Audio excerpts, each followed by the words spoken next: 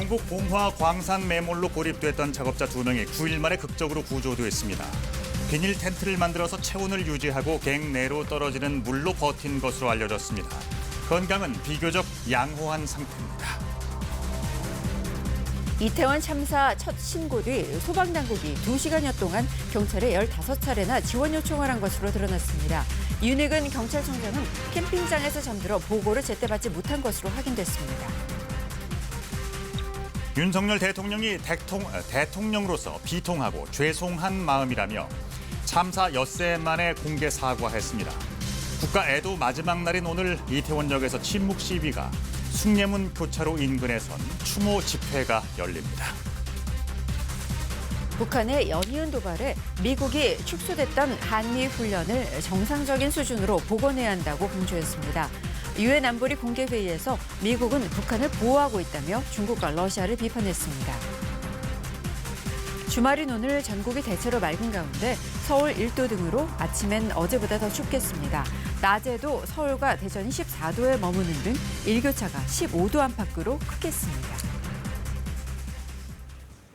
여러분 편안히 주무셨습니까? 11월 5일 토요일 특집 뉴스 광장입니다. 경북 봉화 광산 매몰로 고립됐던 작업자 2명이 9일 만에 극적으로 구조됐습니다.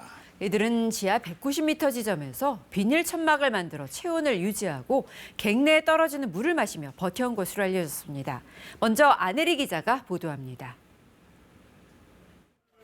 갱도에서 승강기로 올라온 작업자 2명이 구조대원들의 부축을 받으며 2발로 걸어 나옵니다.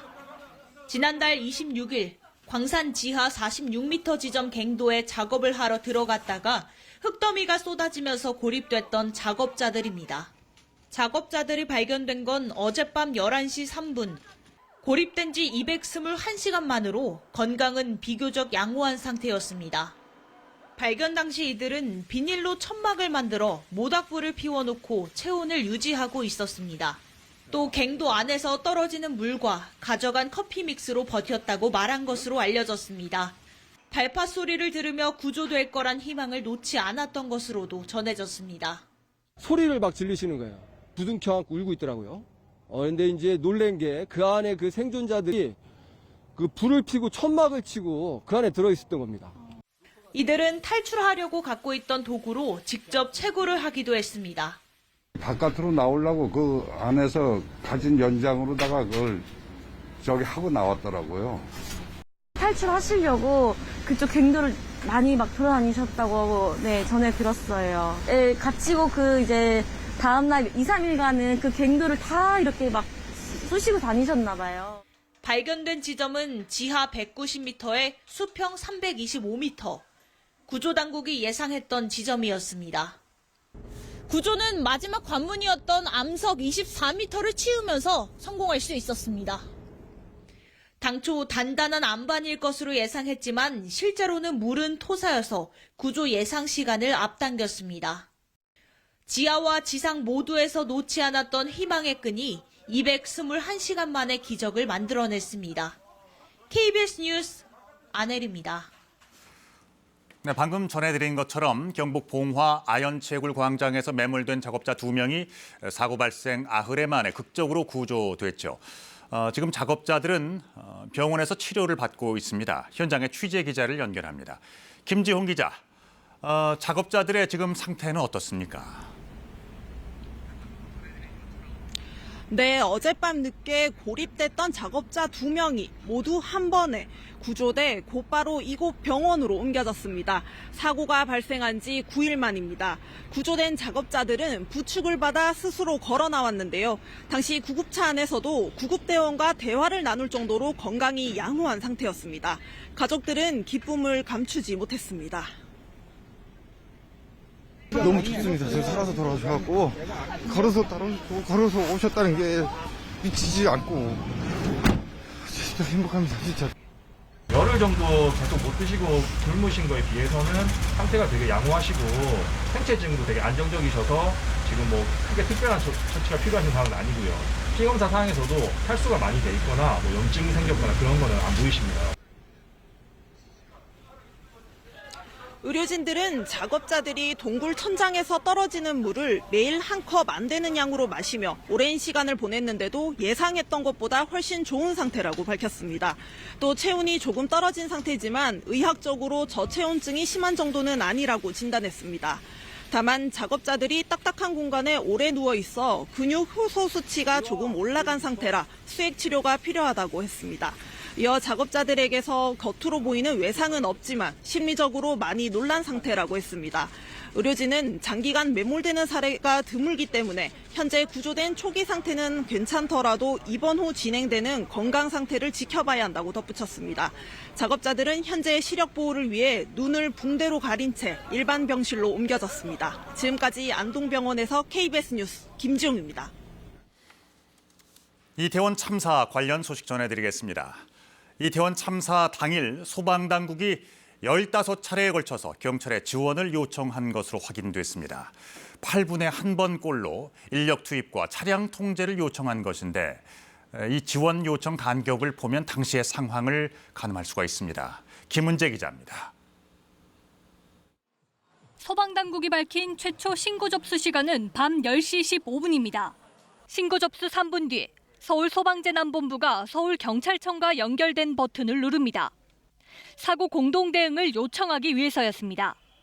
10시 56분 서울소방재난본부가 다시 서울경찰청에 인력 지원을 요청했고 바로 3분 뒤에는 한라인을 통해 추가 지원을 재차 요구했습니다.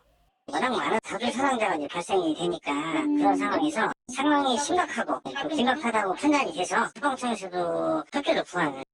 하지만 투입된 인력만으로는 현장 통제가 불가능한 상황. 다수의 희생자가 나오면서 소방당국의 협조 요청은 짧은 시간에 더 집중됐습니다.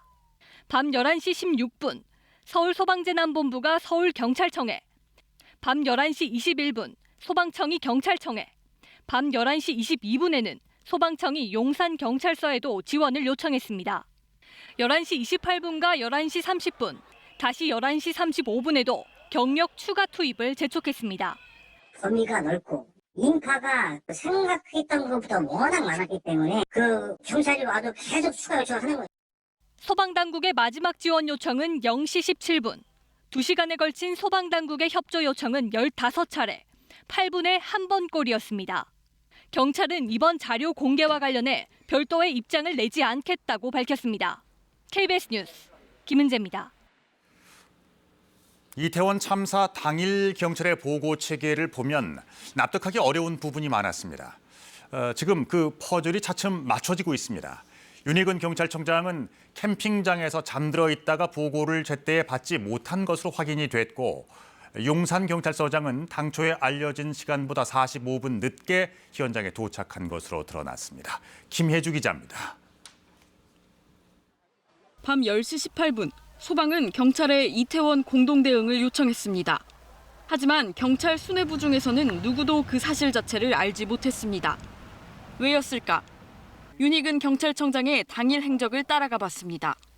그날 충북 제천에서 지인들과 등산을 했던 윤 청장은 밤 11시쯤 한 캠핑장에서 잠자리에 들었습니다.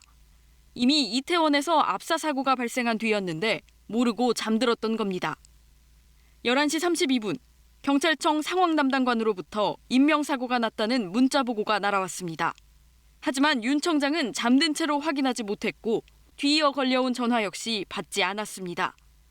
결국 윤 청장이 잠에서 깨어 전화를 받고 상황을 처음 인지한 것은 그 다음 날 0시 14분, 사고 발생 2시간 뒤였습니다. 경찰 수장이 경찰 조직 내에서도 어쩌면 가장 늦게 사태 파악을 했던 셈입니다. 이태원을 관할했던 이임재 전 용산경찰서장은 현장 도착 시간이 당초 상부에 보고한 것보다 더 늦었던 사실도 드러났습니다. 경찰 상황 보고서는 이 전 서장이 밤 10시 20분에 도착해 현장에서 대응 지시를 했다고 기록했는데 경찰청 특별감찰팀은 이 전 서장이 이태원 파출소에 11시 5분쯤 도착한 사실을 확인했습니다. 이 전 서장은 교통이 막혀 걸어 내려가느라 시간이 지체됐다는 해명을 한 것으로 전해집니다.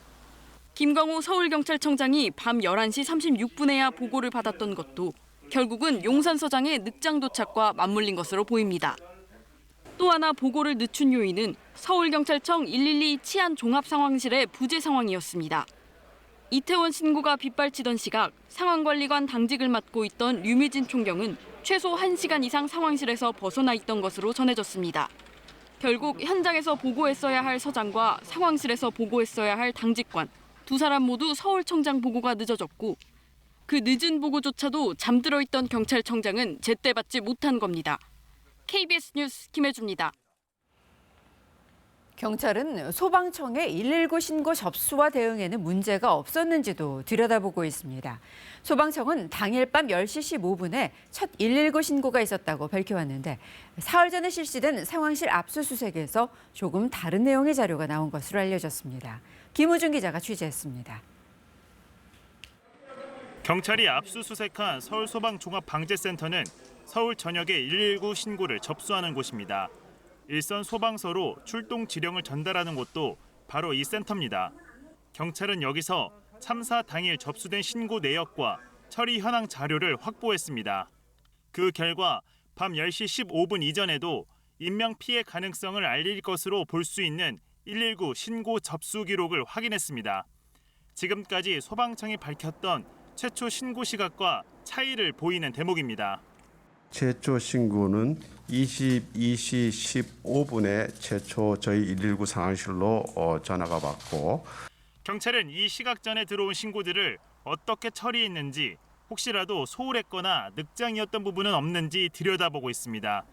다수의 피해자가 심정지 상태였던 만큼 단 몇 분의 차이가 생사를 가를 수 있기 때문입니다. 소방청은 그러나 당일 119 신고 처리에는 문제가 없었다는 입장입니다. 밤 10시 15분 전에 극도의 혼잡을 통제해달라는 신고가 있었다 해도 통제는 경찰 소관인 만큼 경찰로 문의하라는 안내를 했을 거라는 겁니다. 다만 구체적인 신고 기록을 공개하라는 요구에는 응하지 않고 있습니다. 살펴보니까 이런 경우 뭐 공개한 전례도 없고 수사, 개인이 소송이라든가 감사라든가 국회 절차법에 의해서 이렇게 지급할 수 있는 규정에 해당되지 않습니다. 경찰은 압수수색을 통해 확보한 신고 내역 분석이 끝나면 서울소방본부와 용산소방서 관계자에 대한 조사도 시작할 방침입니다. KBS 뉴스 김우준입니다. 137명, 참사가 벌어지던 날 이태원에 투입됐던 경찰병력 수입니다. 이 인원이 적절했는지 여부는 향후 수사를 통해서도 가려지겠지만 기본적으로 비슷한 규모의 인파가 몰렸던 다른 행사와 비교해봤을 때 터무니없이 적었던 것은 사실입니다. 경찰은 각종 행사에 대비한 인력 투입 매뉴얼도 이미 갖추고 있었던 것으로 확인됐는데 문제는 역시 그 주최 측 여부가 발목을 잡고 있었다는 점입니다. 김성수 기자의 보도입니다. 이태원 참사가 있던 날 경찰은 10만 인파를 예상하고 현장에 137명을 투입했습니다. 비슷한 인파가 모였던 게 2013년의 보신각 타종 행사인데 그때는 경찰 6천 명 이상이 투입됐습니다.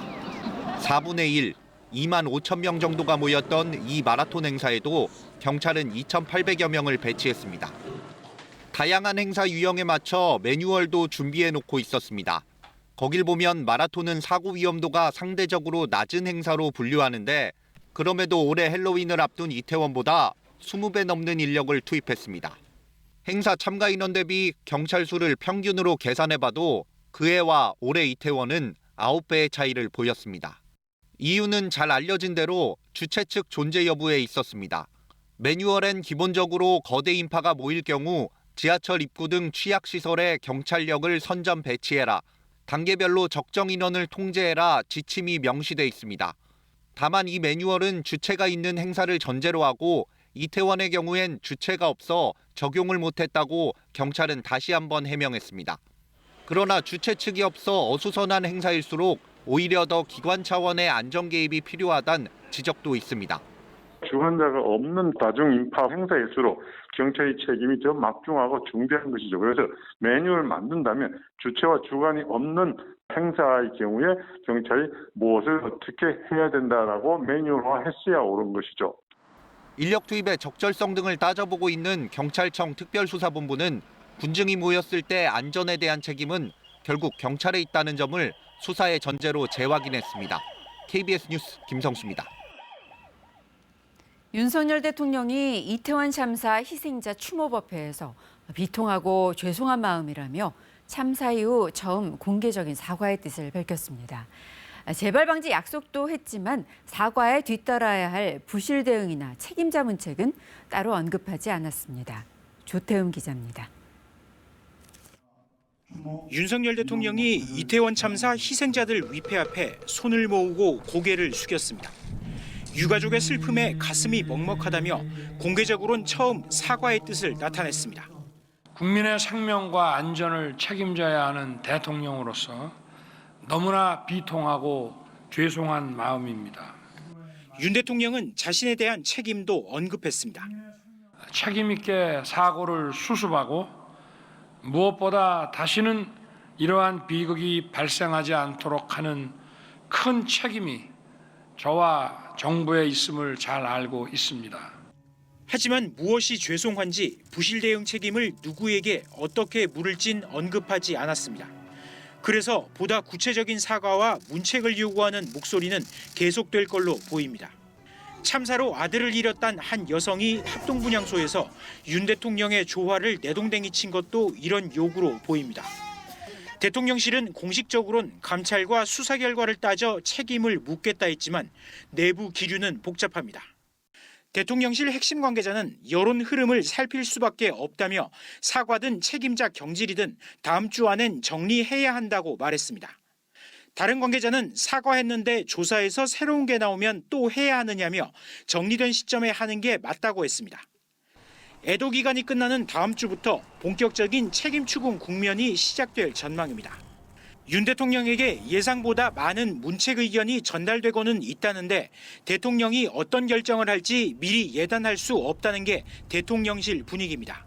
KBS 뉴스 조태영입니다. 정치권에선 이태원 참사에 대한 국정조사 여부를 놓고 여야가 대치했습니다. 민주당과 정의당은 국정조사를 거부하는 건 진실을 은폐하겠다는 것이라며 압박한 반면 국민의힘은 경찰 수사가 먼저이니 지금은 때가 아니라며 사실상 반대 입장을 밝혔습니다. 임종빈 기자가 보도합니다. 더불어민주당은 이태원 참사 진상 규명을 위한 국정조사 필요성을 거듭 강조했습니다. 국민적 의혹이 분노로 바뀌고 있다며 국정조사 거부는 진실 은폐라고 했습니다. 가장 책임이 큰 이들 모두가 참사의 실체를 축소하고 책임을 회피하려는 태도에 국민 분노만 더 커지고 있습니다. 검찰 수사권이 축소돼 대형 참사를 수사할 수 없다는 여당에 대해선 책임을 돌리기 위해 남 탓을 한다고 했습니다. 행안부 장관과 경찰청장에 이어 국무총리와 서울시장도 사퇴해야 한다고 했습니다. 반면 국민의힘은 경찰 수사에 방해가 된다며 지금은 국정조사할 때가 아니라고 선을 그었습니다. 조사 범위 등 내용을 보고 정하겠다던 것에서 더 나아가 사실상 반대 입장을 밝힌 겁니다. 지금은 국정조사할 때가 아닌 것 같습니다. 지금은 신속한 강제 수사를 통해서 여러 가지 증거들을 확보하고 경찰 셀프 수사를 비판하는 야당에 대해선 셀프 수사가 문제라면 법을 원상복구시키면 된다고 했습니다. 그러면서 자체 이태원 사고 특위를 다음 주 출범하기로 했습니다. 국정조사를 먼저 제안했던 정의당은 양당의 국정조사 참여를 거듭 호소했습니다. 참사의 진상을 한치의 의혹도 없이 밝혀달라는 시민들의 목소리에 응답해야 되는 게 국회의 사명이자 의무라고. 다음 주 초 잇따라 열리는 행정안전위원회 현안 질의와 대통령실 국정감사에서도 국정조사 여부는 첨예한 쟁점이 될 전망입니다. KBS 뉴스 임종빈입니다. 이어서 한국도로공사 연결해 주말 아침 교통 상황 알아보겠습니다. 네, 이번 주말엔 잠시 나들이를 삼가고 차분히 애도하는 시간을 갖는 분들이 많겠습니다. 그래서 고속도로 위 차들도 지난주보다 10만 대 이상 줄겠는데요. 그나마 오전 10시 무렵에 지방 방향으로 향하기 가장 어렵겠습니다. 한편 지금 도로 위엔 짧은 정체들이 자리하는데요. 경부선 부산 쪽 잠원부터 서초까지 짧게 밀리고요. 아직까지 경기권과 충청권은 수월한 편이어서 서울 요금소부터 대전 요금소까지 가는데 1시간 40분 정도면 충분합니다. 강원 지역으로 향하는 노선들 중에서는 광주 원주선, 원주 쪽 정체가 가장 먼저 시작됐는데 초월 일대에서 짧게 주춤하고요. 영동선도 용인 일대 차들이 점차 증가하기 시작합니다. 오전 11시 무렵에는 용인과 양지, 원주와 새말 사이 지나기가 어렵겠습니다. 서울 양양선 외곽 쪽으로는 화도를 앞두고 속도 떨어집니다. 안전띠 착용 잊지 마시고요. 고속도로 교통방송이었습니다. 네, 겨울이 찾아온 듯 날이 차가워졌습니다. 오늘 아침은 어제보다 기온이 더 내려가 있는데요. 지금 지도에 짙은 푸른색으로 표시된 내륙 대부분 지역이 영하권으로 떨어졌고요. 경기 북동부와 강원 지역은 영하 5도 안팎까지 기온이 내려갔습니다. 현재 대관령의 기온이 영하 7.2도로 전국에서 가장 낮고 서울도 영상 1도로 하루 만에 다시 올가을 최저 기온을 나타내고 있습니다. 추위 속에 대기도 점점 건조해지고 있습니다. 현재 강원 영동과 전남 동부, 영남 곳곳에서 건조주의보가 내려져 있는데요. 화재가 발생하지 않도록 불조심해 주셔야겠습니다. 오늘 아침에는 기온이 내려가면서 내륙 곳곳에서 서리가 내리거나 물이 어는 곳이 있겠고요. 전국에서 대체로 맑은 날씨가 이어지겠습니다. 울릉도, 독도에는 비가 조금 내리겠습니다. 낮 기온을 살펴보면 서울과 대전이 14도, 광주와 대구 15도, 부산은 18도로 어제보다는 조금 높겠지만 기온의 일교차가 15도 안팎으로 크겠습니다. 바다의 물결은 제주 남쪽 해상과 남해상에 풍랑특보가 내려진 가운데 물결은 최고 4m로 거세게 일겠습니다. 내일 낮부터는 기온이 서서히 올라서 추위는 누그러지겠습니다. 다만 서풍을 타고 국외 미세먼지가 유입되면서 주로 서쪽 지역에서 공기가 탁해지겠고요. 월요일에는 중부지방에서 비가 내리겠습니다. 날씨 전해드렸습니다. 이태원 참사가 일어난 지 오늘로 일주일이 됐습니다. 국가 애도 기간 마지막 날인 오늘 서울 시내 곳곳에 마련된 분향소에 마지막 인사를 전하려는 시민들이 많이 찾을 것으로 보이는데요. 서울광장 합동 분향소에 취재 기자를 연결하겠습니다. 강푸른 기자, 아직 조문이 시작되기에는 조금 이른 시각인 것 같은데 그 현장 분위기는 어떻습니까? 네, 이곳 합동 분향소는 잠시 뒤 아침 8시부터 공식 운영을 시작합니다. 밤사이 깊은 어둠에 잠겼던 이곳에도 조금씩 동이 틀 준비가 시작됐습니다. 아침이 되면 본격적인 조문객들의 발길이 이어질 것으로 보입니다. 제가 나와 있는 여기 서울광장 합동 분향소 외에도 서울시 25개 자치구 모두 분향소를 운영하고 있습니다. 자치구별 분향소 운영 시간과 장소는 각 구청 홈페이지에서 확인할 수 있으며 용산구 녹사평역 광장에 마련된 합동 분향소는 24시간 조문이 가능합니다. 어제 오후 5시 기준 서울 내 합동 분향소를 찾은 조문객은 모두 9만 2천 명을 넘었습니다. 평소 같았으면 주말을 앞두고 들뜬 마음으로 퇴근했을 직장인과 학생들도 어제 저녁 줄지어 추모 행렬에 동참했습니다. 시민들의 얘기를 들어보겠습니다. 제의 될 수도 있었던 상황이었기 때문에 너무 마음이 아프고 마음이 추스러지지가 않아서 여기까지 이렇게 찾아오게 되었습니다. 오래 슬퍼하고 많이 기억에 남아서 그냥 잊지 않도록 더 노력하겠습니다. 이 사건. 애도 기간을 맞아 오늘 서울 도심에서 열릴 예정이었던 집회 상당수는 취소되거나 뒤로 미뤄졌습니다.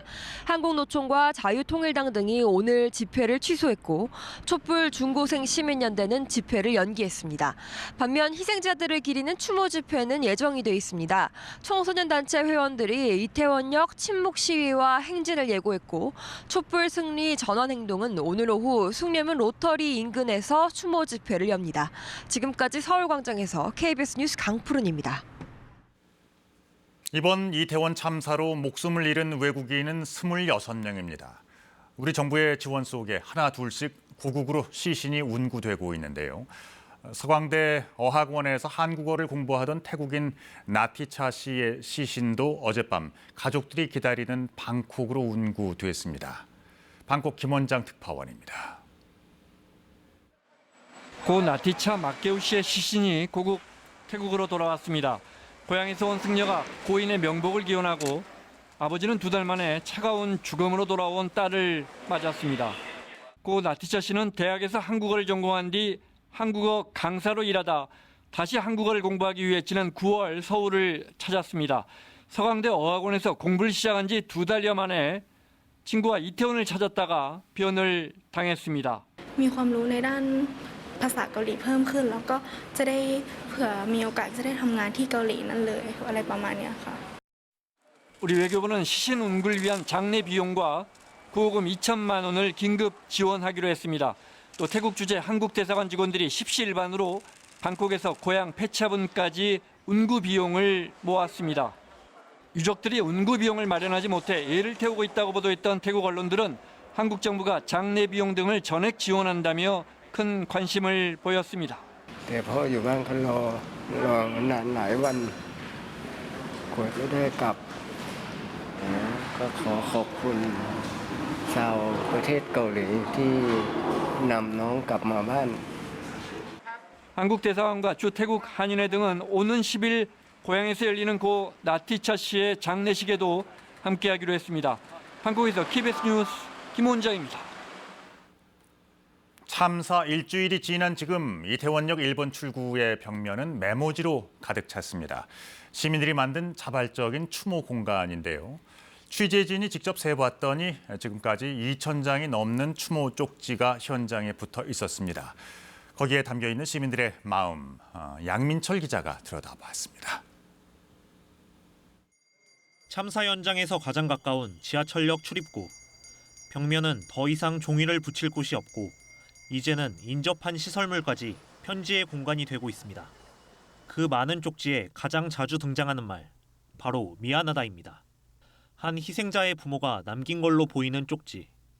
자식의 이름을 부르며 지켜주지 못해 정말 미안하다고 했습니다. 혈육을 떠나보내는 그 심정, 글귀만으론 이루 다 헤아리기 어렵습니다. 혼자만 살아남아 미안하다는 생존자들의 아픔도 읽혔습니다. 읽지 못한 메시지에 답장을 기다리게 된다. 보고 싶다. 파자마 파티도 더 해야 했는데. 가장 많은 사망자가 나온 연령대, 20대의 추모글이 특히 많았습니다. 같은 20대로서 이제 사고를 당하신 분들을 추모하고 싶어서 오게 됐습니다. 그곳에서는 편하게 쉬셨으면 좋겠고. 반복되는 참사에 대한 분노와 아쉬움도 가득했습니다. 비슷한 참사가 이르다 보니까 너무너무 가슴이 아프네요. 국가가 부재 중이라 국민들이 희생당했다. 1초가 아깝던 그때 국가는 뭘 했나 성토가 이어졌습니다. 대한민국 국민의 한 사람이고 엄마의 마음으로 이건 있을 수 없는 일이잖아요. 전부 책임 회피. 손바닥만한 쪽지에 담긴 시민들의 마음. 단순히 슬픔과 좌절에만 머물러 있지 않고 또다시 앞날을 채비하고 있습니다. 이런 대규모로 사람들이 모이는 경우 행사 같은 것도 인력들을 충분히 배치해서 미연에 방지를 해야 되지 않나라고 생각합니다. KBS 뉴스 양민철입니다. 어젯밤 9시 반쯤 공주시 탄천면 천안 논산 고속도로 논산 방향 227km 지점에서 승객 30명을 태운 고속버스 한 대가 가드레일을 들이받고 도로 밖 경사지로 이탈하는 사고가 났습니다. 다행히 이 사고로 다친 사람은 없었고 해당 버스는 서울에서 출발해 전주로 향하던 중인 것으로 확인됐습니다. 경찰과 소방당국은 인근 CCTV 등을 토대로 정확한 사고 원인을 조사할 계획입니다. 북한의 잇단 미사일 도발 문제를 논의하기 위한 유엔 안전보장이사회 공개회의가 뉴욕 유엔 본부에서 열리고 있습니다. 한 달 만에 또 공개회의인데 유엔 주재 미국 대사는 중국과 러시아가 북한을 보호하고 있다며 대북 제재 결의안에 거부권을 행사하고 있는 두 나라에 대한 비판의 목소리를 높였습니다. 뉴욕에서 한보경 특파원이 보도합니다. 북한의 잇단 미사일 도발 문제를 논의하기 위한 유엔 안전보장이사회 공개회의가 개최됐습니다. 지난달 5일 공개회의 이후 한 달 만입니다. 안보리 공개회의 개최를 주도한 유엔 주재 미국 대사는 지난달 27일 이후에만 13차례에 걸쳐 이뤄진 북한의 탄도미사일 발사를 강력하게 규탄한다며 북한은 유엔 안보리 결의를 위반하는 도발적인 행동을 즉각 중단하고 대화에 나서야 한다고 촉구했습니다. 그러면서 안보리 상임이사국 가운데 두 나라가 북한을 보호하고 있는 게 문제라며 사실상 중국과 러시아를 지목해 비난의 목소리를 높였습니다. The DPRK, however, has enjoyed blanket protection from two members of this council. These members have bent over backwards to justify the DPRK's repeated violations, and in turn, they have enabled the DPRK and made a mockery of this council. 이에 대해 유엔 주재 중국 대사는 미국 등은 한반도 일대에서 이뤄지는 합동 군사훈련이 방어적인 성격이라고 주장하지만 북한은 이에 맞서 국방력을 키워야 한다고 강조하고 있다면서 미국은 긴장과 대결을 조장하는 것을 중단하고 대화 재개에 노력해야 한다고 주장했습니다. If each side sticks to its argument and refuses to give way to each other, the situation on the peninsula will only fall into a vicious circle and be trapped in predicament. 유엔 안전보장이사회는 지난 5월 북한의 탄도미사일 발사와 관련해 새 대북 제재 결의안을 표결에 붙였었는데 상임이사국인 중국과 러시아가 거부권을 행사하면서 채택이 불발된 바 있습니다. 오늘 안보리 회의에는 황중국 유엔 주재 대사와 일본 대사도 이에 당사국 자격으로 참석했습니다. 뉴욕에서 KBS 뉴스 한보경입니다. 북한의 미사일 발사와 군용기 출격 등 잇단 도발에 대해 미국 정부도 연일 우려의 뜻을 나타내고 있습니다. 북한이 대화에 응하지 않는 만큼 억지력 강화에 더 신경을 쓰고 있다며 북미 대화 이후 축소됐던 한미훈련도 복원돼야 한다고 강조했습니다. 워싱턴에서 이정민 특파원입니다. 미국 정부는 북한의 계속되는 도발이 한반도와 지역에 불필요한 불안을 조성하고 있다고 거듭 강조했습니다. We remain deeply concerned about the provocations that the Pyongyang regime continues to demonstrate here, and it seems like almost on a daily basis. 북한의 도발을 심각하게 받아들여야 한다며 그래서 북한을 계속 만나자고 제안하고 있다고 했습니다.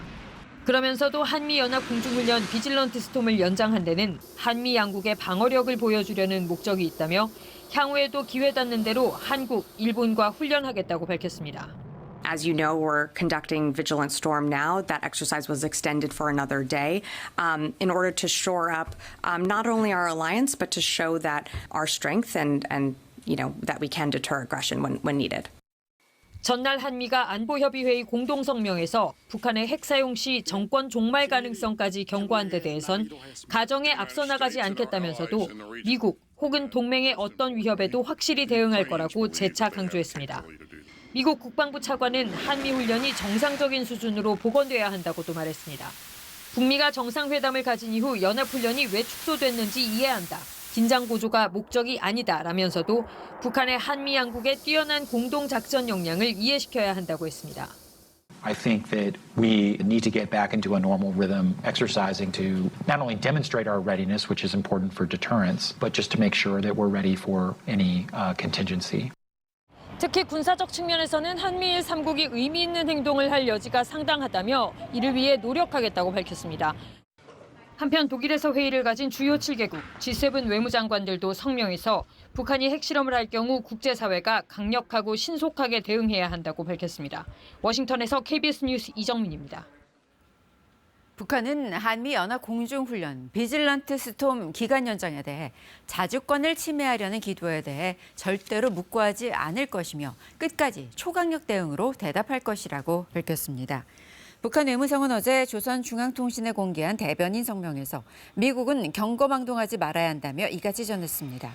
그러면서 연합공중훈련 이후에 진행된 자신들의 군사훈련은 적대적 도발 행위에 대한 응당한 반응이며 행동적 경고라고 강변했습니다. 한미가 연합공중훈련을 연장하자 북한이 도발을 계속 이어가고 있습니다.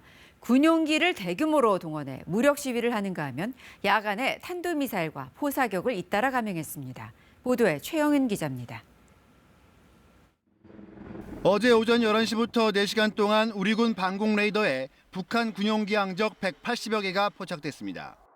수호위와 미그 등 전투기는 물론 일부 폭격기의 공대지 사격도 탐지됐습니다. 비행기 한 대가 이착륙을 반복하며 여러 개의 항적을 남길 수 있어 몇 대가 동원됐는지는 군 당국이 분석 중입니다. 군용기들은 우리군이 북측 상공에 설정한 전술 조치선 남쪽으로 내려오지는 않은 채 내륙과 동서해 등 다수 지역으로 비행했습니다.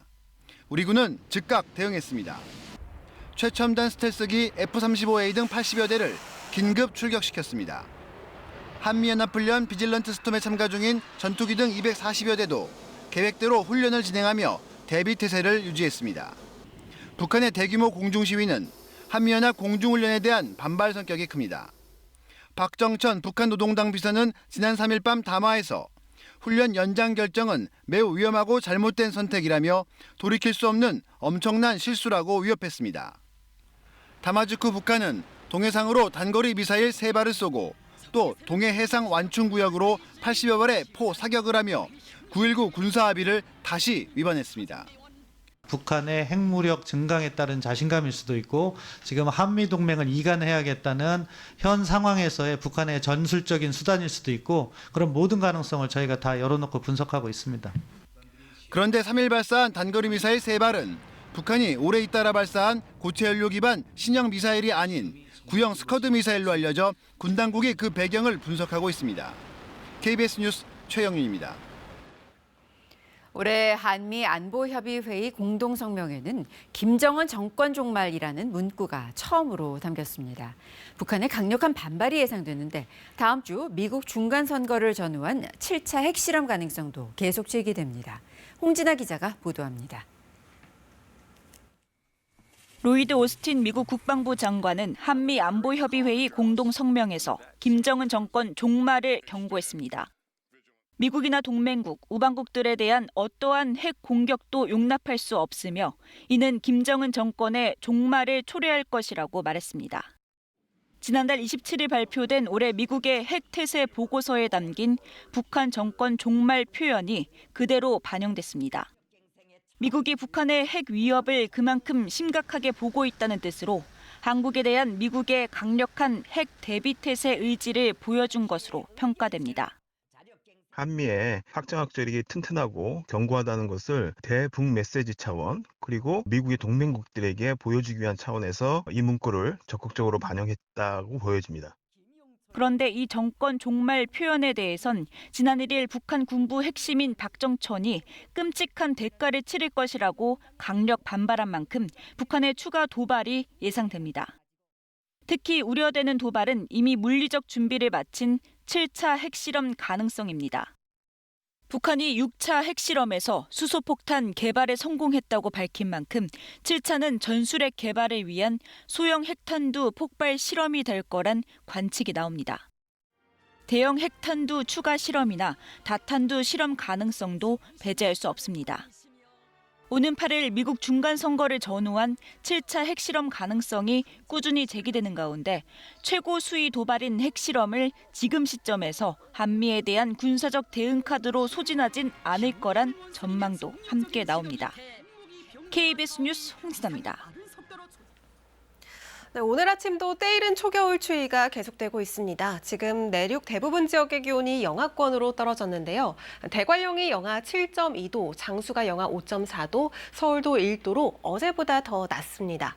추위 속에 대기도 점점 더 건조해지고 있습니다. 현재 강원 영동과 전남 동부, 영남 곳곳으로는 건조주의보가 내려져 있습니다. 오늘 전국에서 대체로 맑은 날씨가 이어지겠고 울릉도 독도에는 비가 조금 내리겠습니다. 아침에는 서리가 내리거나 물이 어는 곳이 있겠습니다. 낮 기온을 살펴보면 서울과 대전이 14도, 광주와 대구 15도로 어제보다 조금 더 높겠습니다. 바다의 물결은 최고 4m로 제주 해상에서 거세게 일겠습니다. 내일 낮부터는 기온이 올라서 추위는 서서히 누그러지겠고요. 월요일에는 중부지방에서 비가 내리겠습니다. 날씨 전해드렸습니다. 경북 봉화 광산 매몰로 고립됐던 작업자 2명이 9일 만에 극적으로 구조됐습니다. 이들은 지하 190m 지점에서 비닐 천막을 만들어 체온을 유지하고 갱내에 떨어지는 물을 마시며 버텨온 것으로 알려졌습니다. 안혜리 기자가 보도합니다. 갱도에서 승강기로 올라온 작업자 2명이 구조대원들의 부축을 받으며 두 발로 걸어 나옵니다. 지난달 26일 광산 지하 46m 지점 갱도에 작업을 하러 들어갔다가 흙더미가 쏟아지면서 고립됐던 작업자들입니다. 작업자들이 발견된 건 어젯밤 11시 3분. 고립된 지 221시간 만으로 건강은 비교적 양호한 상태였습니다. 발견 당시 이들은 비닐로 천막을 만들어 모닥불을 피워놓고 체온을 유지하고 있었습니다. 또 갱도 안에서 떨어지는 물과 가져간 커피 믹스로 버텼다고 말한 것으로 알려졌습니다. 발파 소리를 들으며 구조될 거란 희망을 놓지 않았던 것으로도 전해졌습니다. 소리를 막 질리시는 거예요. 부둥 켜안고 울고 있더라고요. 근데 이제 놀란 게 그 안에 그 생존자들이 그 불을 피고 천막을 치고 그 안에 들어있었던 겁니다. 이들은 탈출하려고 갖고 있던 도구로 직접 채굴을 하기도 했습니다. 바깥으로 나오려고 그 안에서 가진 연장으로다가 그걸 저기 하고 나왔더라고요. 탈출하시려고 그쪽 갱도를 많이 막 돌아다니셨다고 전에 들었어요. 갇히고 그 이제 다음날 2, 3일간은 그 갱도를 다 이렇게 막 쑤시고 다니셨나 봐요. 발견된 지점은 지하 190m에 수평 325m. 구조당국이 예상했던 지점이었습니다. 구조는 마지막 관문이었던 암석 24m를 치우면서 성공할 수 있었습니다. 당초 단단한 안반일 것으로 예상했지만 실제로는 물은 토사여서 구조 예상 시간을 앞당겼습니다. 지하와 지상 모두에서 놓지 않았던 희망의 끈이 221시간 만에 기적을 만들어냈습니다. KBS 뉴스 안혜리입니다. 앞서 전해드린 것처럼 경북 봉화 아연채굴 광산에서 매몰됐던 작업자 2명이 사고 발생 9일 만에 극적으로 구조됐죠. 작업자들은 현재 병원에서 치료를 받고 있습니다. 현장에 나가 있는 취재 기자를 연결합니다. 김지웅 기자, 지금 작업자들의 상태는 어떻습니까? 네, 어젯밤 늦게 고립됐던 그 작업자 2명이 모두 한 번에 구조되면서 곧바로 이곳 병원으로 옮겨졌습니다. 사고가 발생한 지 9일 만입니다. 이 구조된 작업자들은 부축을 받아 스스로 걸어 나왔는데요. 당시 구급차 안에서도 구급대원과 대화를 나눌 정도로 건강이 양호한 상태였습니다. 가족들은 기쁨을 감추지 못했습니다. 너무 좋습니다. 제가 살아서 돌아오셔갖고 걸어서 오셨다는 게 미치지 않고 진짜 행복합니다. 진짜. 열흘 정도 계속 못 드시고 굶으신 거에 비해서는 상태가 되게 양호하시고 생체 증후도 되게 안정적이셔서 지금 뭐 크게 특별한 처치가 필요하신 상황은 아니고요. 피검사 상황에서도 탈수가 많이 돼 있거나 뭐 염증이 생겼거나 그런 거는 안 보이십니다. 의료진들은 작업자들이 동굴 천장에서 떨어지는 물을 매일 한 컵 안 되는 양으로 마시며 오랜 시간을 보냈는데도 예상했던 것보다 훨씬 좋은 상태라고 밝혔습니다. 또 체온이 조금 떨어진 상태지만 의학적으로 저체온증이 심한 정도는 아니라고 진단했습니다. 다만 작업자들이 딱딱한 공간에 오래 누워 있어 근육 효소 수치가 조금 올라간 상태라 수액 치료가 필요하다고 했습니다. 이어 작업자들에게서 겉으로 보이는 외상은 없지만 심리적으로 많이 놀란 상태라고 했습니다. 의료진들은 장기간 매몰되는 사례가 드물기 때문에 현재 구조된 초기 상태는 괜찮더라도 입원 후 진행되는 건강 상태를 지켜봐야 한다고 덧붙였습니다. 작업자들은 현재 시력 보호를 위해 눈을 붕대로 가린 채 일반 병실로 옮겨졌습니다. 지금까지 안동병원에서 KBS 뉴스 김지웅입니다. 이태원 참사 관련 소식 전해드리겠습니다. 이태원 참사 당일 소방당국이 15차례에 걸쳐서 경찰에 지원을 요청했던 것으로 확인됐습니다. 8분에 한 번꼴로 인력 투입과 차량 통제를 요청한 것인데요. 지원 요청 간격을 보면 당시의 상황을 가늠할 수가 있습니다. 김은재 기자입니다. 소방당국이 밝힌 최초 신고 접수 시간은 밤 10시 15분입니다. 신고 접수 3분 뒤 서울소방재난본부가 서울경찰청과 연결된 버튼을 누릅니다. 사고 공동 대응을 요청하기 위해서였습니다.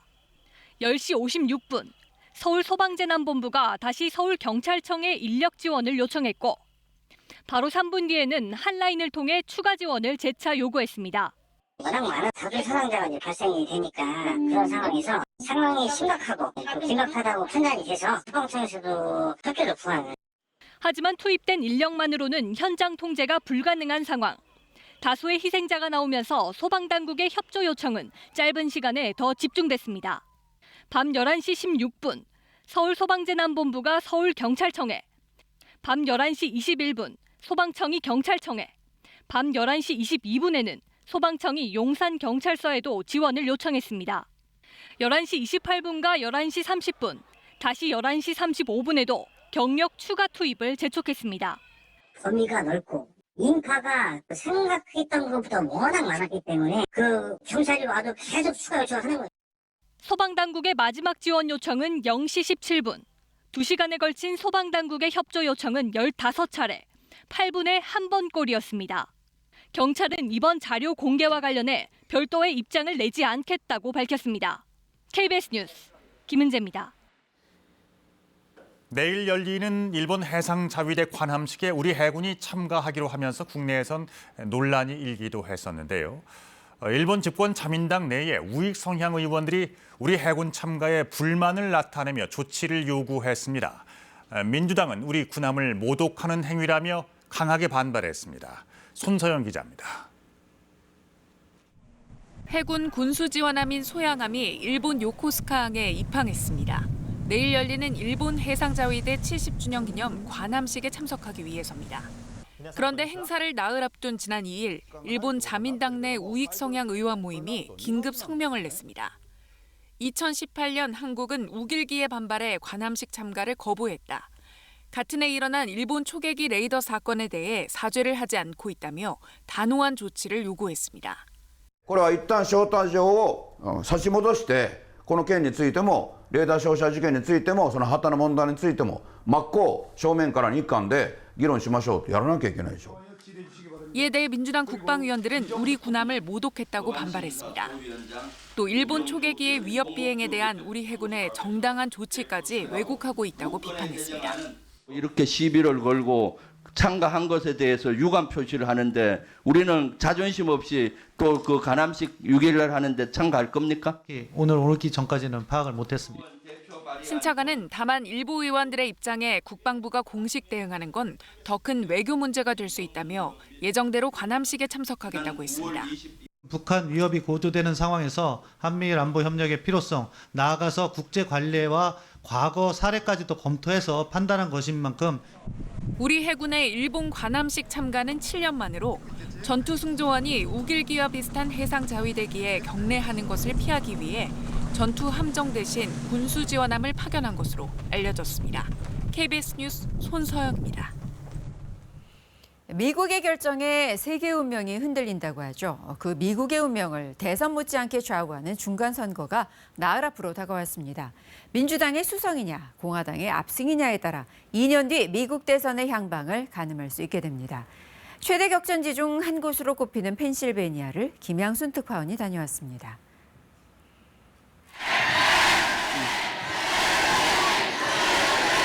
(1천여) 명의 인파로 가득 찬 공연장. 미국 펜실베이니아주의 민주당 상원 의원 후보인 존 페더맨을 지지하는 유세장입니다. If you send me to DC, I promise we need to pass the minimum wage and raise it. 투표율이 다가오면서 선거 유세장의 열기도 달아오르고 있습니다. 이곳에 모인 수백 명의 민주당 지지자들은 여성의 낙태권과 노동자들의 최저임금 보장 등 민주당의 전통적 이슈들을 한 목소리로 지지했습니다. Certainly the politicians should not be telling me or any woman what I can or cannot do with my body. 미국 동부 펜실베이니아는 전통적으로 파랑색, 즉 민주당의 텃밭이었지만 이번엔 승리를 자신하기 어렵습니다. Historically, it's been blue. I guess people can change their minds. 우크라이나 전쟁 장기화로 치솟는 물가, 강력 범죄들은 공화당의 호재로 작용하고 있습니다. We have to stop now the increasing homicide and violence rates, not just in Philadelphia, but across the Commonwealth. 트럼프 행정부에서 주 유엔 미국 대사를 지낸 니키 헤일리가 지원 사격에 나선 유세장. Obviously, you can see with the press, all eyes are on Pennsylvania because this is the seat to the majority in the Senate. 여전히 막강한 영향력을 발휘하는 트럼프의 지지가 가장 큰 변수로 작용하는 모양새입니다. 트럼프의 공개 지지를 받은 상하원, 주지사, 주의회 의원 후보가 절반이 넘을 정도입니다. If Trump decides that, he's got another term in him, then that's who people will rally behind. 트럼프에 맞서기 위해 바이든, 해리스는 물론 오바마 전 대통령까지 지원 사격에 나서고 있습니다. 바이든이냐 또다시 트럼프냐. 미국의 이번 중간 선거는 사실상 트럼프의 귀환을 알리며 2024년 대선의 중대한 분수령으로 작동하고 있습니다. 펜실베이니아에서 KBS 뉴스 김양순입니다. 숄츠 독일 총리가 어제 독일 주요 대표 기업의 최고 경영자들을 이끌고 중국에 도착했습니다. 코로나19 대유행 이후 G7 정상의 첫 중국 방문이자 시진핑 중국 주석이 당 총석이 사면임을 확정한 뒤 서방을 상대로 한 첫 외교 일정이어서 관심이 쏠리고 있습니다. 베이징 이랑 특파원이 보도합니다.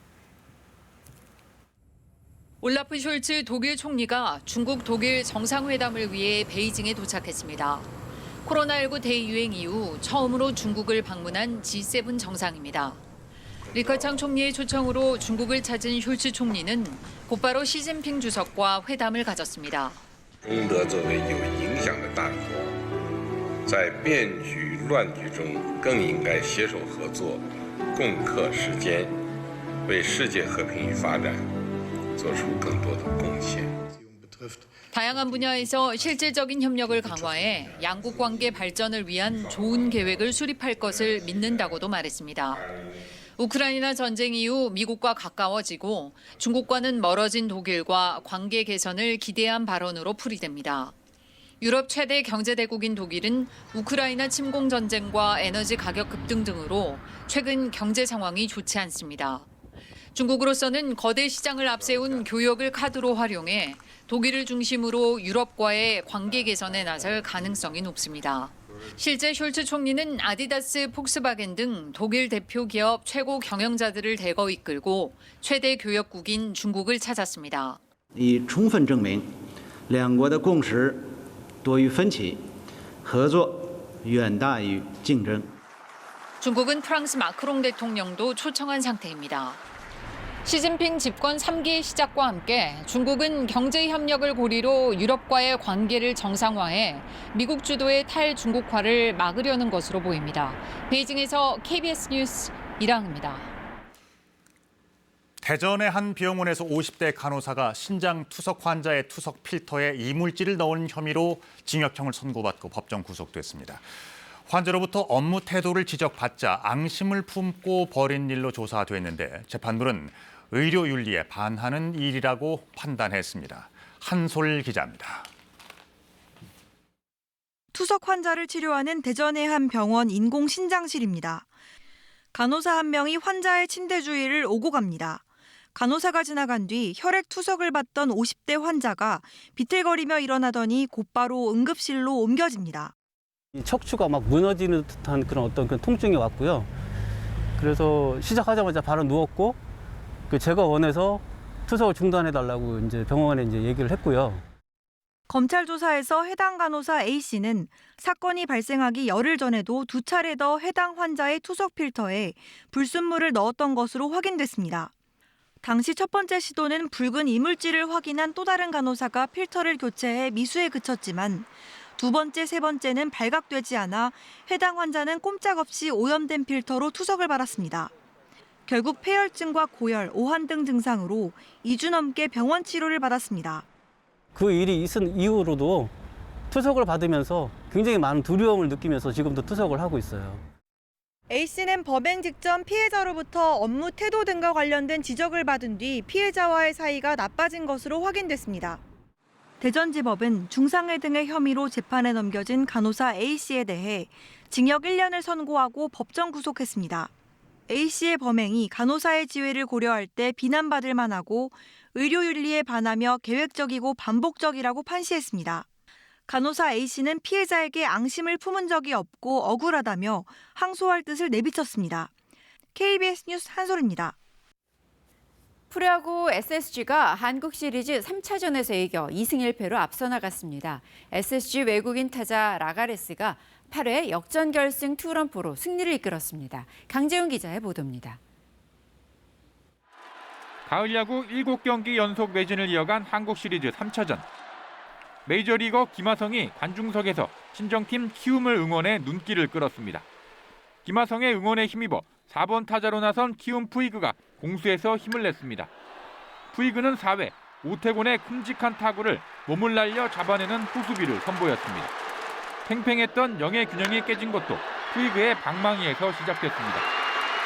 4회 말 푸이그가 외야 담장을 때리는 2루타로 진루해 득점 기회를 만들었고 이어진 김태진의 적시타 때 푸이그가 홈을 밟아 선취점을 따냈습니다. 무득점으로 끌려가던 SSG는 8회 최정이 상대 수비 실책으로 살아나간 기회를 놓치지 않았습니다. 이어 외국인 타자 라가레스가 바뀐 투수 김동혁의 체인지업을 받아쳐 왼쪽 담장을 훌쩍 넘겼습니다. SSG는 이 한 방으로 2대1로 승부를 뒤집었습니다. SSG는 9회 초 대타 김강민의 적시타를 시작으로 무려 6점을 집중시키며 승부에 쐐기를 박았습니다. 뒷심을 발휘한 SSG가 대승을 거두며 시리즈 전적 2승 1패로 앞서갔습니다. 결승 홈런을 터뜨린 라가레스가 3차전 최우수 선수로 선정됐습니다. Muy contento, fue un juego muy emocionante y como dije, el pitcher nos mantuvo en el juego y pudimos tener la victoria. Bien contento de ganar. SSG가 외국인 투수 모리만도, 키움이 이승호를 각각 선발로 예고한 한국 시리즈 4차전은 오늘 고척에서 계속됩니다. KBS 뉴스 강재훈입니다. 네, 오늘도 따뜻하게 입어주셔야겠습니다. 어제 아침보다 기온이 더 내려가 있는데요. 지금 서울의 기온이 1도로 하루 만에 다시 이번 가을 들어 최저 기온을 나타내고 있고요. 내륙 곳곳에서 영하 5도 안팎까지 떨어진 곳들이 많습니다. 추위 속의 대기는 점점 더 건조해지고 있습니다. 현재 강원 영동과 전남 동부, 영남 곳곳에 건조주의보가 내려져 있는데요. 화재가 발생하지 않도록 각별히 불조심해 주셔야겠습니다. 오늘 아침에는 기온이 내려가면서 내륙 곳곳에서 서리가 내리거나 물이 어는 곳들이 있겠습니다. 전국에서 대체로 맑은 날씨가 예상되고 울릉도 독도에는 비가 조금 지나겠습니다. 낮 기온을 살펴보면 서울과 대전이 14도, 광주와 대구 15도, 부산은 18도로 어제보다 기온이 조금 더 오르겠고요. 아침과 낮의 기온 변화는 15도 안팎으로 크겠습니다. 바다의 물결은 제주 남쪽 해상에서 최고 4m로 거세게 일겠습니다. 내일 낮부터 추위는 차츰 누그러지겠고 월요일 중부지방에 비가 내리겠습니다. 날씨 전해드렸습니다. 경북 봉화 광산 매몰로 고립됐던 작업자 2명이 9일 만에 극적으로 구조됐습니다. 비닐 텐트를 만들어 체온을 유지하고 갱 내려 떨어지는 물로 버틴 것으로 알려졌습니다. 건강은 비교적 양호한 상태입니다. 이태원 참사 첫 신고 뒤 소방당국이 2시간여 동안 경찰에 15차례나 지원 요청을 한 것으로 드러났습니다.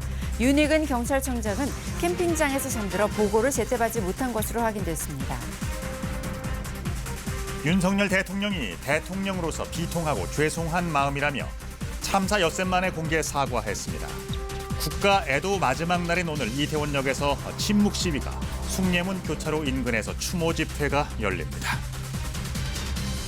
북한의 연이은 도발에 미국이 축소됐던 한미훈련을 정상적인 수준으로 복원해야 한다고 강조했습니다. 유엔 안보리 공개회의에서 미국은 북한을 보호하고 있다며 중국과 러시아를 비판했습니다. 네, 뉴스광장 2부 이어집니다.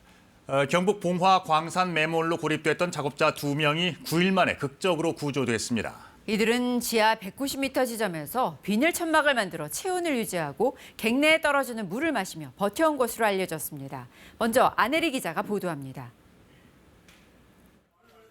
갱도에서 승강기로 올라온 작업자 2명이 구조대원들의 부축을 받으며 두 발로 걸어 나옵니다. 지난달 26일 광산 지하 46m 지점 갱도에 작업을 하러 들어갔다가 흙더미가 쏟아지면서 고립됐던 작업자들입니다. 작업자들이 발견된 건 어젯밤 11시 3분. 고립된 지 221시간 만으로 건강은 비교적 양호한 상태였습니다. 발견 당시 이들은 비닐로 천막을 만들어 모닥불을 피워놓고 체온을 유지하고 있었습니다. 또 갱도 안에서 떨어지는 물과 가져간 커피 믹스로 버텼다고 말한 것으로 알려졌습니다. 발파 소리를 들으며 구조될 거란 희망을 놓지 않았던 것으로도 전해졌습니다. 소리를 막 질리시는 거예요. 부둥켜 안고 울고 있더라고요. 근데 이제 놀란 게 그 안에 그 생존자들이 그 불을 피고 천막을 치고 그 안에 들어있었던 겁니다. 이들은 탈출하려고 갖고 있던 도구로 직접 채굴을 하기도 했습니다. 바깥으로 나오려고 그 안에서 가진 연장으로다가 그걸 저기 하고 나왔더라고요. 탈출하시려고 그쪽 갱도를 많이 막 돌아다니셨다고 전에 들었어요. 갇히고 이제 다음날 2, 3일간은 그 갱도를 다 이렇게 막 쑤시고 다니셨나 봐요. 발견된 지점은 지하 190m에 수평 325m. 구조당국이 예상했던 지점이었습니다. 구조는 마지막 관문이었던 암석 24m를 치우면서 성공할 수 있었습니다. 당초 단단한 안반일 것으로 예상했지만 실제로는 물은 토사여서 구조 예상 시간을 앞당겼습니다. 지하와 지상 모두에서 놓지 않았던 희망의 끈이 221시간 만에 기적을 만들어냈습니다. KBS 뉴스 안혜리입니다. 방금 전해드린 것처럼 경북 봉화 아연채굴 광산에서 매몰된 작업자 2명이 사고 발생 9일 만에 극적으로 구조됐습니다. 작업자들은 현재 병원에서 치료를 받고 있습니다. 현장에 취재 기자를 연결해 보죠. 김지용 기자, 지금 작업자들의 상태는 어떻습니까? 네, 어젯밤 늦게 고립된 작업자 2명이 모두 한 번에 구조돼 이곳 병원으로 옮겨졌습니다. 사고가 발생한 지 9일 만입니다. 구조된 작업자들은 부축을 받아 스스로 걸어 나왔는데요. 당시 구급차 안에서도 구급대원과 대화를 나눌 정도로 건강이 양호한 상태였습니다. 가족들은 기쁨을 감추지 못했습니다. 너무 춥습니다. 제가 살아서 돌아오셔갖고 걸어서 오셨다는 게 미치지 않고 진짜 행복합니다. 진짜. 열흘 정도 계속 못 드시고 굶으신 거에 비해서는 상태가 되게 양호하시고 생체증도 되게 안정적이셔서 지금 뭐 크게 특별한 처치가 필요하신 상황은 아니고요. 피검사 상황에서도 탈수가 많이 돼 있거나 뭐 염증이 생겼거나 그런 거는 안 보이십니다. 의료진들은 작업자들이 동굴 천장에서 떨어지는 물을 매일 한 컵 안 되는 양으로 마시며 오랜 시간을 보냈는데도 예상했던 것보다 훨씬 좋은 상태라고 밝혔습니다. 또 체온이 조금 떨어진 상태지만 의학적으로 저체온증이 심한 정도는 아니라고 진단했습니다. 다만 작업자들이 딱딱한 공간에 오래 누워 있어 근육 효소 수치가 조금 올라간 상태여서 수액 치료가 필요하다고 말했습니다. 이어 작업자들에게서 겉으로 보이는 외상은 없지만 심리적으로 많이 놀란 상태라고 했습니다. 의료진은 장기간 매몰되는 사례가 드물기 때문에 현재 구조된 초기 상태는 괜찮더라도 입원 후 진행되는 건강 상태를 지켜봐야 한다고 덧붙였습니다. 작업자들은 현재 시력 보호를 위해 눈을 붕대로 가린 채 일반 병실로 옮겨졌습니다. 지금까지 안동병원에서 KBS 뉴스 김지웅입니다. 이태원 참사 관련 소식 전해드리겠습니다. 참사 당일 소방당국이 15차례에 걸쳐서 경찰에 지원을 요청했던 것으로 확인됐습니다. 8분에 한 번꼴로 인력 투입과 차량 통제를 요청한 것인데요. 지원 요청 간격을 보면 당시의 상황을 가늠할 수가 있습니다. 김은재 기자입니다.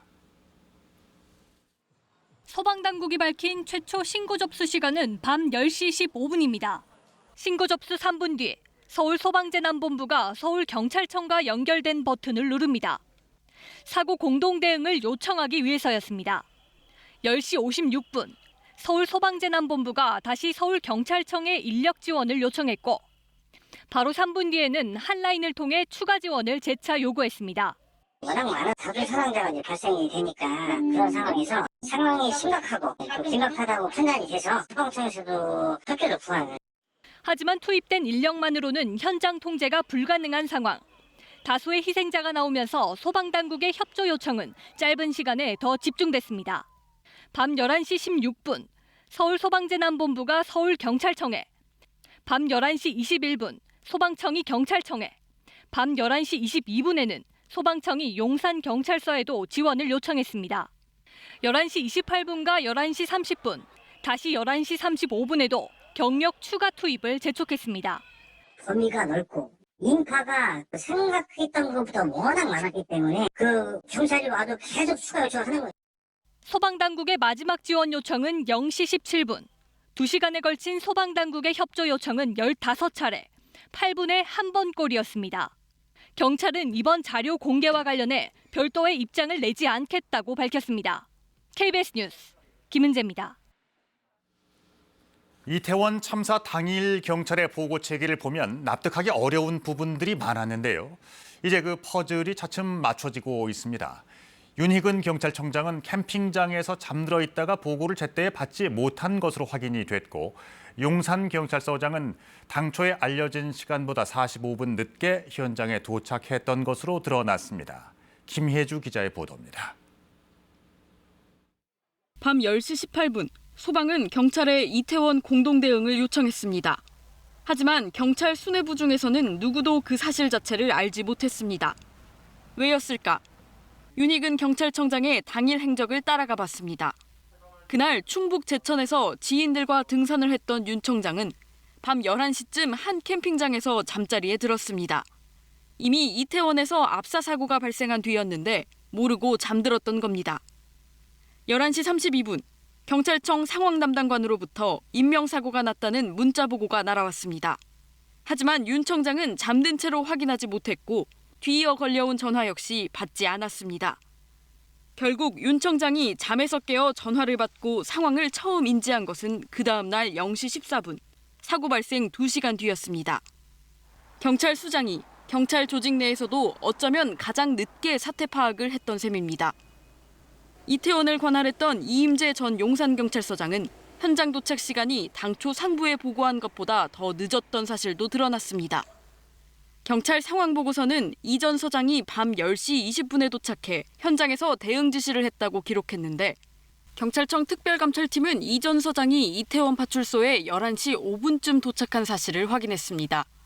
이 전 서장은 교통이 막혀 걸어 내려가느라 시간이 지체됐다는 해명을 한 것으로 전해집니다.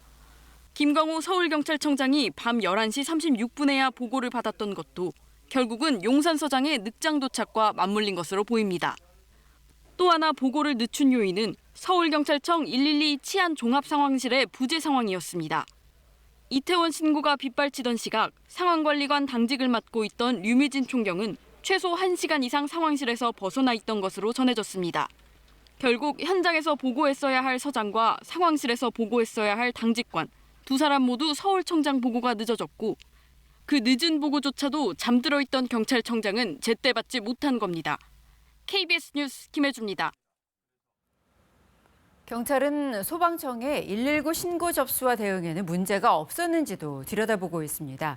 소방청은 당일 밤 10시 15분에 첫 119 신고가 있었다고 밝혀왔는데 사흘 전에 실시된 상황실 압수수색에서 조금 다른 내용의 자료가 나온 것으로 알려졌습니다. 김우진 기자가 취재했습니다. 경찰이 압수수색한 서울소방종합방재센터는 서울 전역의 119 신고를 접수하는 곳입니다. 일선 소방서로 출동 지령을 전달하는 곳도 바로 이 센터입니다. 경찰은 여기서 참사 당일 접수된 신고 내역과 처리 현황 자료를 확보했습니다.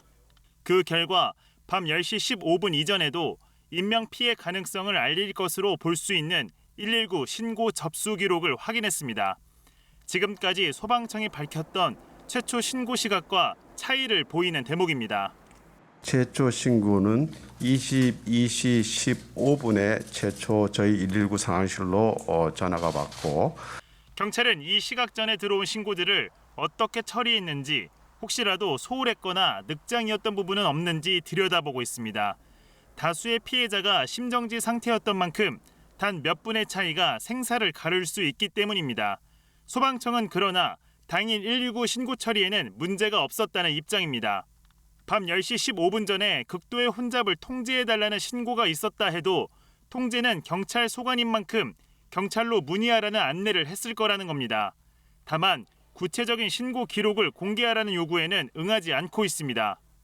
살펴보니까 이런 경우 뭐 공개한 전례도 없고 수사, 개인이 소송이라든가 감사라든가 국회 절차법에 의해서 이렇게 지급할 수 있는 규정에 해당되지 않습니다. 경찰은 압수수색을 통해 확보한 신고 내역 분석이 끝나면 서울소방본부와 용산소방서 관계자에 대한 조사도 시작할 방침입니다. KBS 뉴스 김우준입니다. 137명, 참사가 벌어지던 날 이태원에 투입됐던 경찰 병력 수입니다. 이 인원이 적절했는지 여부는 향후 수사를 통해서도 가려지겠지만 기본적으로 비슷한 규모의 인파가 몰렸던 다른 행사와 비교해봤을 때 터무니없이 적었던 것은 사실입니다. 경찰은 각종 행사에 대비한 인력 투입 매뉴얼도 이미 갖추고 있었던 것으로 확인됐는데 문제는 역시 이의 그 주최 측 여부가 발목을 잡고 있었다는 점입니다. 김성수 기자의 보도입니다. 이태원 참사가 있던 날 경찰은 10만 인파를 예상하고 현장에 137명을 투입했습니다. 비슷한 인파가 모였던 게 2013년의 보신각 타종 행사인데 그때는 경찰 6천 명 이상이 투입됐습니다. 4분의 1, 2만 5천 명 정도가 모였던 이 마라톤 행사에도 경찰은 2,800여 명을 배치했습니다. 다양한 행사 유형에 맞춰 매뉴얼도 준비해 놓고 있었습니다. 거길 보면 마라톤은 사고 위험도가 상대적으로 낮은 행사로 분류하는데 그럼에도 올해 헬로윈을 앞둔 이태원보다 20배 넘는 인력을 투입했습니다. 행사 참가 인원 대비 경찰 수를 평균으로 계산해봐도 그해와 올해 이태원은 9배의 차이를 보였습니다. 이유는 잘 알려진 대로 주최 측 존재 여부에 있었습니다. 매뉴얼엔 기본적으로 거대 인파가 모일 경우 지하철 입구 등 취약시설에 경찰력을 선점 배치해라, 단계별로 적정 인원을 통제해라 지침이 명시돼 있습니다. 다만 이 매뉴얼은 주체가 있는 행사를 전제로 하고 이태원의 경우엔 주체가 없어 적용을 못했다고 경찰은 다시 한번 해명했습니다. 그러나 주체 측이 없어 어수선한 행사일수록 오히려 더 기관 차원의 안전 개입이 필요하다는 지적도 있습니다. 주관자가 없는 다중인파 행사일수록 경찰의 책임이 더 막중하고 중대한 것이죠. 그래서 매뉴얼을 만든다면 주체와 주관이 없는 행사의 경우에 경찰이 무엇을 어떻게 해야 된다라고 매뉴얼화했어야 옳은 것이죠. 인력 투입의 적절성 등을 따져보고 있는 경찰청 특별수사본부는 군중이 모였을 때 안전에 대한 책임은 결국 경찰에 있다는 점을 수사의 전제로 재확인했습니다. KBS 뉴스 김성수입니다. 윤석열 대통령이 이태원 참사 희생자 추모법회에서 비통하고 죄송한 마음이라며 참사 이후 처음 공개적인 사과의 뜻을 밝혔습니다. 재발 방지 약속도 했지만 사과에 뒤따라야 할 부실 대응이나 책임자 문책은 따로 언급하지 않았습니다. 조태음 기자입니다. 윤석열 대통령이 이태원 참사 희생자들 위패 앞에 손을 모으고 고개를 숙였습니다. 유가족의 슬픔에 가슴이 먹먹하다며 공개적으로는 처음 사과의 뜻을 나타냈습니다. 국민의 생명과 안전을 책임져야 하는 대통령으로서 너무나 비통하고 죄송한 마음입니다. 윤 대통령은 자신에 대한 책임도 언급했습니다. 책임 있게 사고를 수습하고 무엇보다 다시는 이러한 비극이 발생하지 않도록 하는 큰 책임이 저와 정부에 있음을 잘 알고 있습니다. 하지만 무엇이 죄송한지 부실 대응 책임을 누구에게 어떻게 물을진 언급하지 않았습니다. 그래서 보다 구체적인 사과와 문책을 요구하는 목소리는 계속될 걸로 보입니다. 참사로 아들을 잃었던 한 여성이 합동분향소에서 윤 대통령의 조화를 내동댕이 친 것도 이런 요구로 보입니다.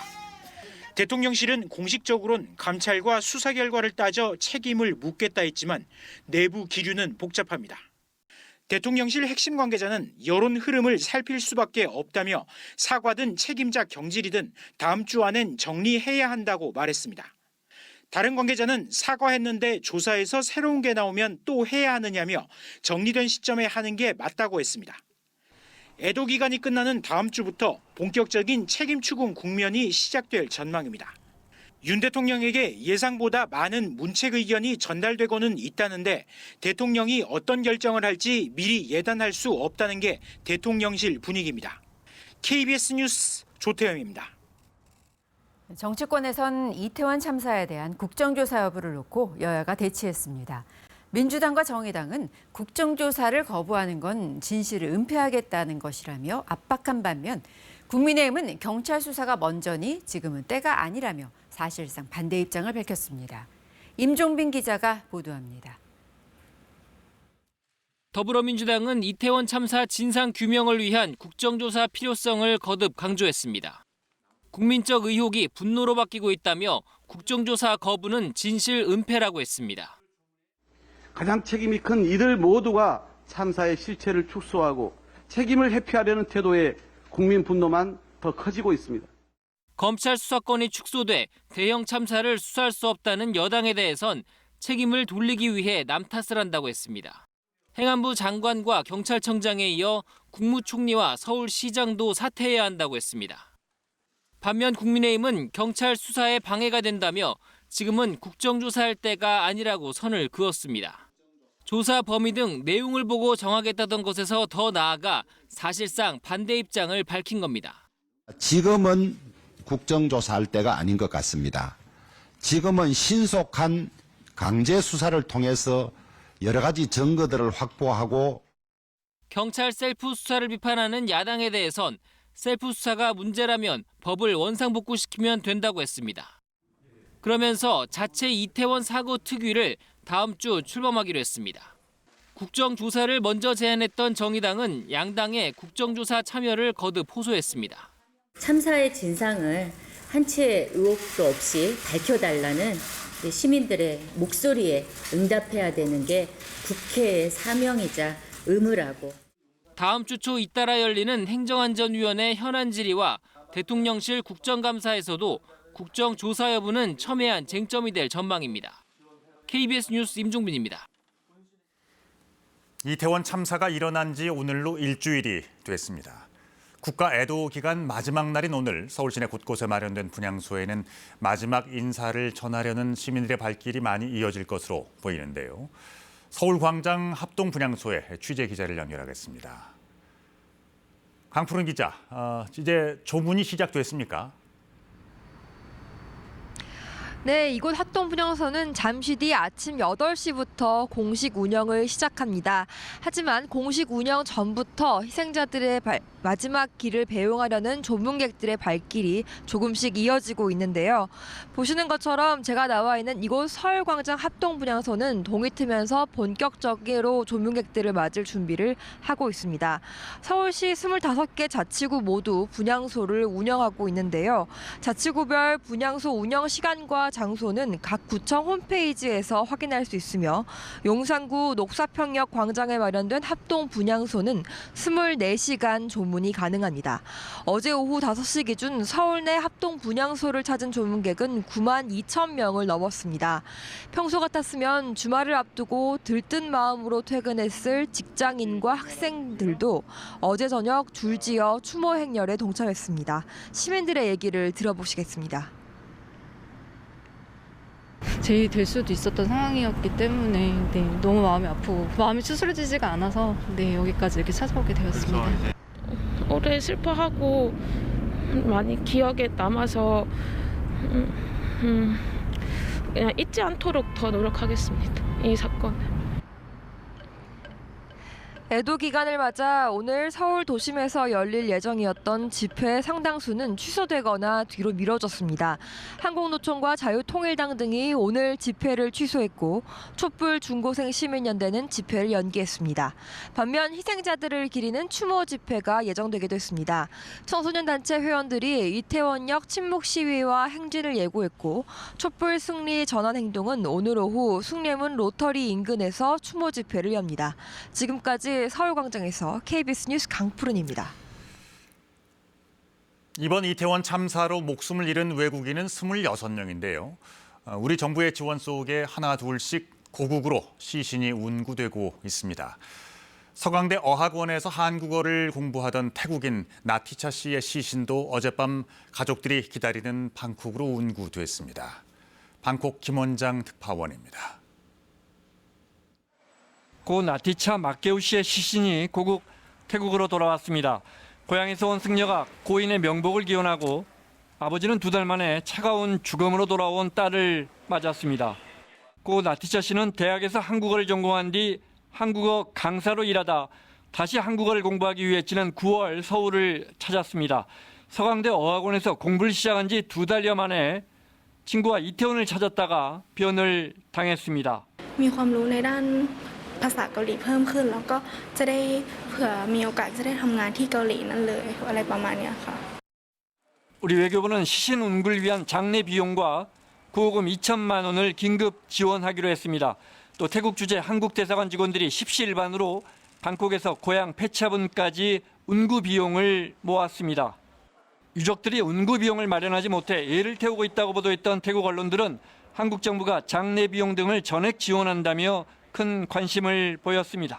แต่พ่ออยู่บ้านก็รอนานหลายวันกว่าจะได้กลับก็ขอขอบคุณชาวประเทศเกาหลีที่นำน้องกลับมาบ้าน 한국 대사관과 주 태국 한인회 등은 오는 10일 고향에서 열리는 고 나티차 씨의 장례식에도 함께하기로 했습니다. 방콕에서 KBS 뉴스 김원장입니다.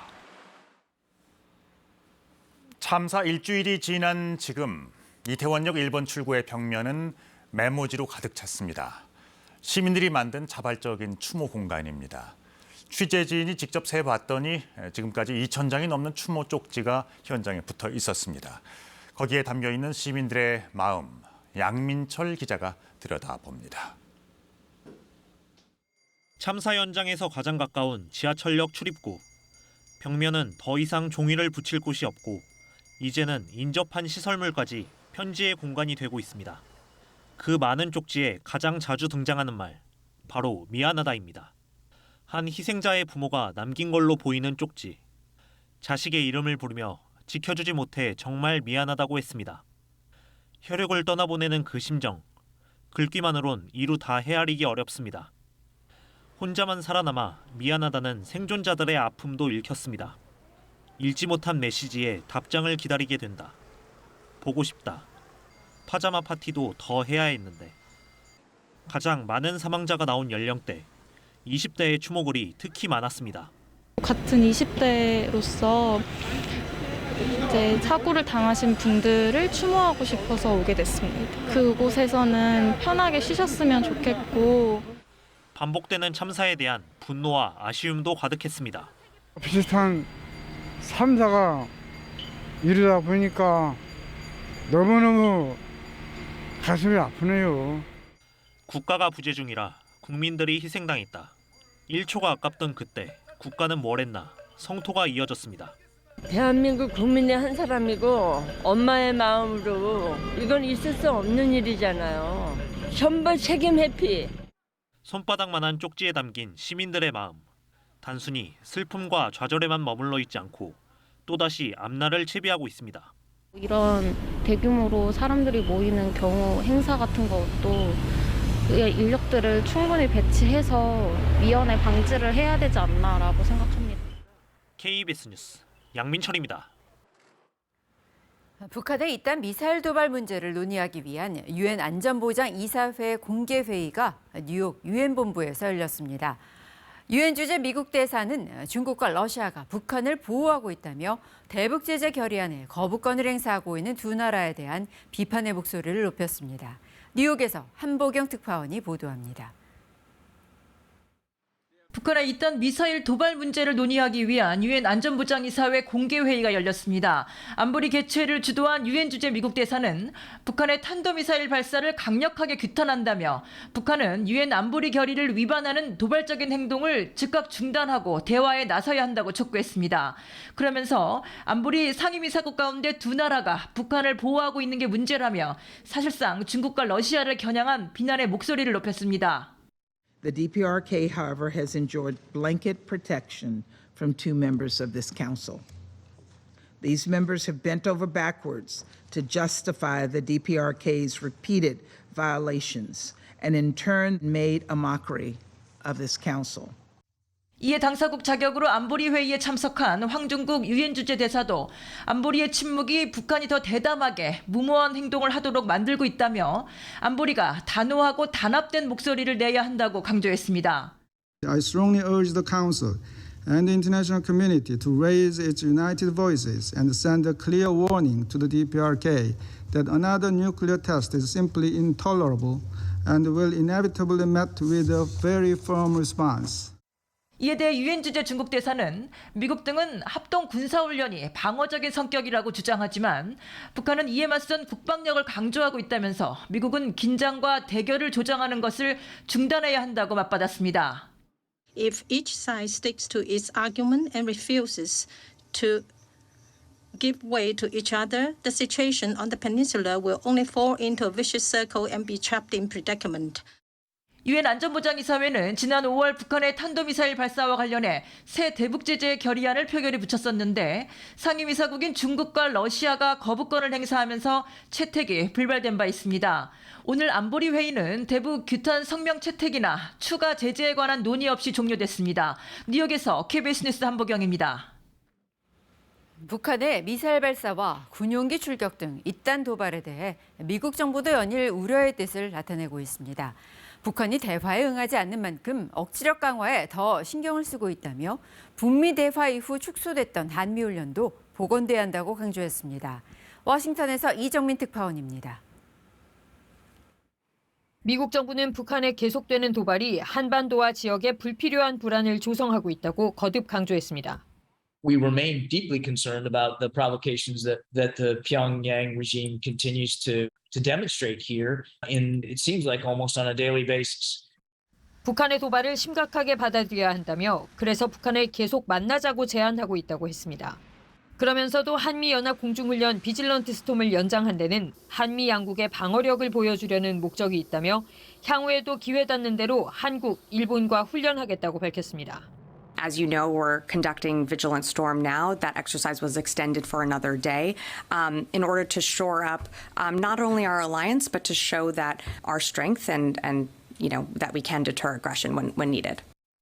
전날 한미가 안보협의회의 공동성명에서 북한의 핵 사용 시 정권 종말 가능성까지 경고한 데 대해선 가정에 앞서 나가지 않겠다면서도 미국 혹은 동맹의 어떤 위협에도 확실히 대응할 거라고 재차 강조했습니다. 미국 국방부 차관은 한미 훈련이 정상적인 수준으로 복원돼야 한다고도 말했습니다. 북미가 정상회담을 가진 이후 연합훈련이 왜 축소됐는지 이해한다. 긴장 고조가 목적이 아니다라면서도 북한의 한미 양국의 뛰어난 공동작전 역량을 이해시켜야 한다고 했습니다. I think that we need to get back into a normal rhythm, exercising to not only demonstrate our readiness, which is important for deterrence, but just to make sure that we're ready for any contingency. 특히 군사적 측면에서는 한미일 3국이 의미 있는 행동을 할 여지가 상당하다며 이를 위해 노력하겠다고 밝혔습니다. 한편 독일에서 회의를 가진 주요 7개국 G7 외무장관들도 성명에서 북한이 핵실험을 할 경우 국제사회가 강력하고 신속하게 대응해야 한다고 밝혔습니다. 워싱턴에서 KBS 뉴스 이정민입니다. 북한은 한미연합 공중훈련 비질런트 스톰 기간 연장에 대해 자주권을 침해하려는 기도에 대해 절대로 묵과하지 않을 것이며 끝까지 초강력 대응으로 대답할 것이라고 밝혔습니다. 북한 외무성은 어제 조선중앙통신에 공개한 대변인 성명에서 미국은 경거망동하지 말아야 한다며 이같이 전했습니다. 그러면서 연합공중훈련 이후에 진행된 자신들의 군사훈련은 적대적 도발 행위에 대한 응당한 반응이며 행동적 경고라고 강변했습니다. 한미가 연합 공중훈련을 연장하자 북한이 도발을 계속 이어가고 있습니다. 군용기를 대규모로 동원해 무력 시위를 하는가 하면 야간에 탄도미사일과 포사격을 잇따라 감행했습니다. 보도에 최영윤 기자입니다. 어제 오전 11시부터 4시간 동안 우리 군 방공 레이더에 북한 군용기 항적 180여 개가 포착됐습니다. 수호위와 미그 등 전투기는 물론 일부 폭격기의 공대지 사격도 탐지됐습니다. 비행기 한 대가 이착륙을 반복하며 여러 개의 항적을 남길 수 있어 몇 대가 동원됐는지는 군 당국이 분석 중입니다. 군용기들은 우리 군이 북측 상공에 설정한 전술 조치선 남쪽으로 내려오지는 않은 채 내륙과 동서해 등 다수 지역으로 비행했습니다. 우리 군은 즉각 대응했습니다. 최첨단 스텔스기 F-35A 등 80여 대를 긴급 출격시켰습니다. 한미연합훈련 비질런트 스톰에 참가 중인 전투기 등 240여 대도 계획대로 훈련을 진행하며 대비태세를 유지했습니다. 북한의 대규모 공중시위는 한미연합 공중훈련에 대한 반발 성격이 큽니다. 박정천 북한 노동당 비서는 지난 3일 밤 담화에서 훈련 연장 결정은 매우 위험하고 잘못된 선택이라며 돌이킬 수 없는 엄청난 실수라고 위협했습니다. 담화 직후 북한은 동해상으로 단거리 미사일 3발을 쏘고 또 동해 해상 완충구역으로 80여 발의 포 사격을 하며 9.19 군사합의를 다시 위반했습니다. 북한의 핵무력 증강에 따른 자신감일 수도 있고 지금 한미동맹을 이간해야겠다는 현 상황에서의 북한의 전술적인 수단일 수도 있고 그런 모든 가능성을 저희가 다 열어놓고 분석하고 있습니다. 그런데 3일 발사한 단거리 미사일 3발은 북한이 오래 잇따라 발사한 고체 연료 기반 신형 미사일이 아닌 구형 스커드 미사일로 알려져 군 당국이 그 배경을 분석하고 있습니다. KBS 뉴스 최영윤입니다. 북한은 도발 수위를 높여가는데 우리 군의 대응은 잇따라 문제를 일으키고 있습니다. 지난 2일 동해 북방 한계선을 넘어온 북한의 탄도미사일 도발에 우리 군 전투기가 대응 사격을 했는데 미사일 발사 과정에 오류가 발생했던 사실이 뒤늦게 드러났습니다. 우한솔 기자가 보도합니다. 지난 2일 북한 탄도미사일 한 발이 동해 북방한계선을 넘어 속초와 울릉도 인근 바다에 떨어졌습니다. 사상 초유의 도발에 우리 군은 전투기를 동원해 공대지 미사일 3발을 북방한계선 북쪽에 정밀 사격했다고 밝혔습니다. 그런데 당시 미사일 발사에 차질이 빚어졌던 사실이 뒤늦게 드러났습니다. 당초 군의 계획은 정밀 유도폭탄 스파이스 2000 2발과 장거리 공대지 미사일 슬래미알 1발을 쏘는 거였습니다. 하지만 스파이스 2000은 1발만 발사했습니다. KF-16 전투기가 첫 발은 정상 사격했지만 두 번째 발사 과정에서 표적 설정에 오류가 발생했던 겁니다. 군은 대신 슬래미알을 2발 쏘기로 계획을 바꿨지만 이 역시 F-15K가 1발밖에 못 쐈고 뒤따르던 예비기가 나머지 1발을 발사했습니다. 군 당국은 미사일 장착 과정에 오류가 있던 것으로 보고 있습니다. 하지만 군은 이런 사실은 감춘 채 정밀 타격 능력을 보여줬다고만 설명했습니다.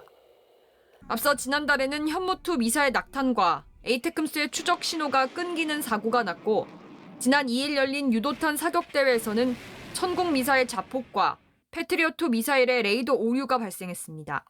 공대지 무기, 지대공 방어 무기까지 발사가 실패한 만큼 우리 국군의 무기체계에 대한 총체적 문제가 발생을 했습니다.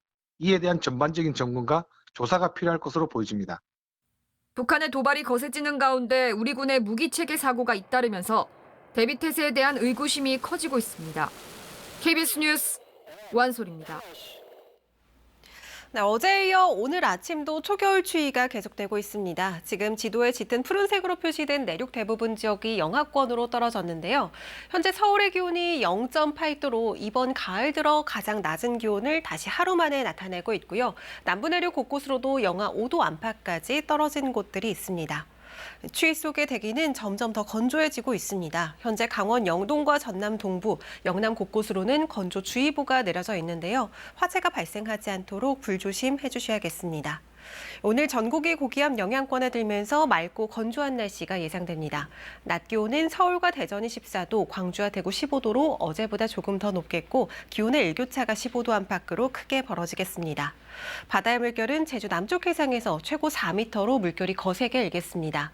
내일 낮부터는 추위가 차츰 누그러지겠고요. 월요일에는 중부지방에서 비가 내리겠습니다. 날씨 전해드렸습니다. 서울시가 반지하 주택을 위한 대책의 하나로 반지하 주택을 사들여서 재건축이나 리모델링을 하겠다는 계획을 내놓았습니다. 그런데 이 계획에 현실성이 없다는 지적이 제기됩니다. 사들이겠다는 반지하 주택에 사실상 불가능한 조건이 붙어 있기 때문이죠. 개현우 기자입니다. 19세대가 살고 있는 연립주택의 반지하, 정재심 씨의 집입니다. 계절이 바뀌며 침수 피해 걱정은 덜었지만 곰팡이가 필까 옷장문을 열어둬야 하는 등 불편은 가시지 않습니다. 힘들죠. 지상으로 올라간다는 게. 물이 차서 안 된다고 국토마에서 알고 팔 수 없다고 그러더라고요. 마침 서울주택도시공사 SH가 낡은 반지하 300세대를 우선 매입하겠다는 공고를 보고 살펴봤지만 조건을 보고 이내 낙담했습니다. 공고대로라면 건물 전체를 매입하겠다는 건데 이를 위해선 모든 세대의 집주인에게 매각 동의를 구해야 하기 때문입니다. 정 씨에겐 사실상 불가능한 조건입니다. 지상층 사는 사람들하고 지하층 사는 사람들은 말이 안 맞을 거예요. 공공에서 사주면 좋을 텐데 공공 자체가 희망 고문에 비현실적이다. 기준도 앞뒤가 맞지 않습니다. 매입 공고를 보면 1992년 이후 지어진 집 가운데 지하층이 3분의 2 이상 묻힌 집을 우선 매입하겠다고 돼 있습니다. 그런데 3분의 2 이상 묻힌 집은 1984년 전에 지어진 건물입니다. 탁상 행정의 보여주기식 정책 아닌가. 생명과 안전을 위협하는 집을 국가가 찾아가야 되는데 팔고 싶은 사람 팔라는 거거든요. 정부의 역할이 무엇인가 고민이 없다. SH공사는 집주인이 한 명인 다가구 주택에 집중하느라 신경 쓰지 못했다고 해명합니다. 이번에는 다가구 위주로 종별로 매입하는 게 저희들이 이제 나을 것 같아서. 설계부터 꼼꼼하지 못했던 겁니다. 취재가 시작되자 SH는 건축연도 기준을 없애고 주인이 여럿인 다세대, 연립주택은 건물 전체가 아니라 세대의 50%만 매입하는 것도 가능하도록 기준을 바꿨습니다. 또 세대별로 매입하는 방안도 서울시 국토부와 협의하겠다고 밝혔습니다. KBS 뉴스 개헌우입니다. 내일 열리는 일본 해상자위대 관함식에 우리 해군이 참가하기로 하면서 논란이 일기도 했는데요. 일본 집권 자민당 내의 우익 성향 의원들이 우리 해군 참가에 불만을 나타내며 조치를 요구했습니다. 민주당은 우리 군함을 모독하는 행위라며 강하게 반발했습니다. 손서영 기자입니다. 해군 군수지원함인 소양함이 일본 요코스카항에 입항했습니다. 내일 열리는 일본 해상자위대 70주년 기념 관함식에 참석하기 위해서입니다. 그런데 행사를 나흘 앞둔 지난 2일 일본 자민당 내 우익 성향 의원 모임이 긴급 성명을 냈습니다. 2018년 한국은 우길기에 반발해 관함식 참가를 거부했다. 같은 해 일어난 일본 초계기 레이더 사건에 대해 사죄를 하지 않고 있다며 단호한 조치를 요구했습니다. これは一旦招待状を差し戻してこの件についてもレーダー照射事件についてもその旗の問題についても真っ向正面から日韓で議論しましょうとやらなきゃいけないでしょ。 이에 대해 민주당 국방위원들은 우리 군함을 모독했다고 반발했습니다. 또 일본 초계기의 위협 비행에 대한 우리 해군의 정당한 조치까지 왜곡하고 있다고 비판했습니다. 이렇게 시비를 걸고 참가한 것에 대해서 유감 표시를 하는데 우리는 자존심 없이 또 그 관함식 6일날 하는데 참가할 겁니까? 오늘 오기 전까지는 파악을 못했습니다. 신차관은 다만 일부 의원들의 입장에 국방부가 공식 대응하는 건 더 큰 외교 문제가 될 수 있다며 예정대로 관함식에 참석하겠다고 했습니다. 북한 위협이 고조되는 상황에서 한미일 안보 협력의 필요성, 나아가서 국제 관례와 과거 사례까지도 검토해서 판단한 것인 만큼 우리 해군의 일본 관함식 참가는 7년 만으로 전투 승조원이 우길기와 비슷한 해상 자위대기에 경례하는 것을 피하기 위해 전투 함정 대신 군수 지원함을 파견한 것으로 알려졌습니다. KBS 뉴스 손서영입니다. 미국의 정치 일정 가운데 대선 못지않게 중요하다는 중간 선거가 나흘 앞으로 다가왔습니다. 민주당의 수성이냐 공화당의 압승이냐에 따라서 2년 뒤 미국 대선의 향방을 가늠해 볼 수 있게 되는데요. 최대 격전지 가운데 하나로 꼽히는 펜실베니아를 김양순 특파원이 다녀왔습니다.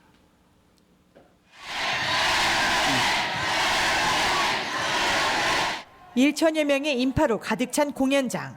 미국 펜실베이니아주의 민주당 상원 의원 후보인 존 페더맨을 지지하는 유세장입니다. If you send me to D.C., I promise we need to pass the minimum wage and raise it. 투표율이 다가오면서 선거 유세장의 열기도 달아오르고 있습니다. 이곳에 모인 수백 명의 민주당 지지자들은 여성의 낙태권과 노동자들의 최저임금 보장 등 민주당의 전통적 이슈들을 한 목소리로 지지했습니다. Certainly the politicians should not be telling me or any woman what I can or cannot do with my body. 미국 동부 펜실베이니아는 전통적으로 파랑색, 즉 민주당의 텃밭이었지만 이번엔 승리를 자신하기 어렵습니다. Historically, it's been blue. I guess people can change their minds. 우크라이나 전쟁 장기화로 치솟는 물가, 강력 범죄들은 공화당의 호재로 작용하고 있습니다. We have to stop now the increasing homicide and violence rates, not just in Philadelphia, but across the Commonwealth. 트럼프 행정부에서 주 유엔 미국 대사를 지낸 니키 헤일리가 지원 사격에 나선 유세장. Obviously, you can see with the press, all eyes are on Pennsylvania because this is the seat to the majority in the Senate.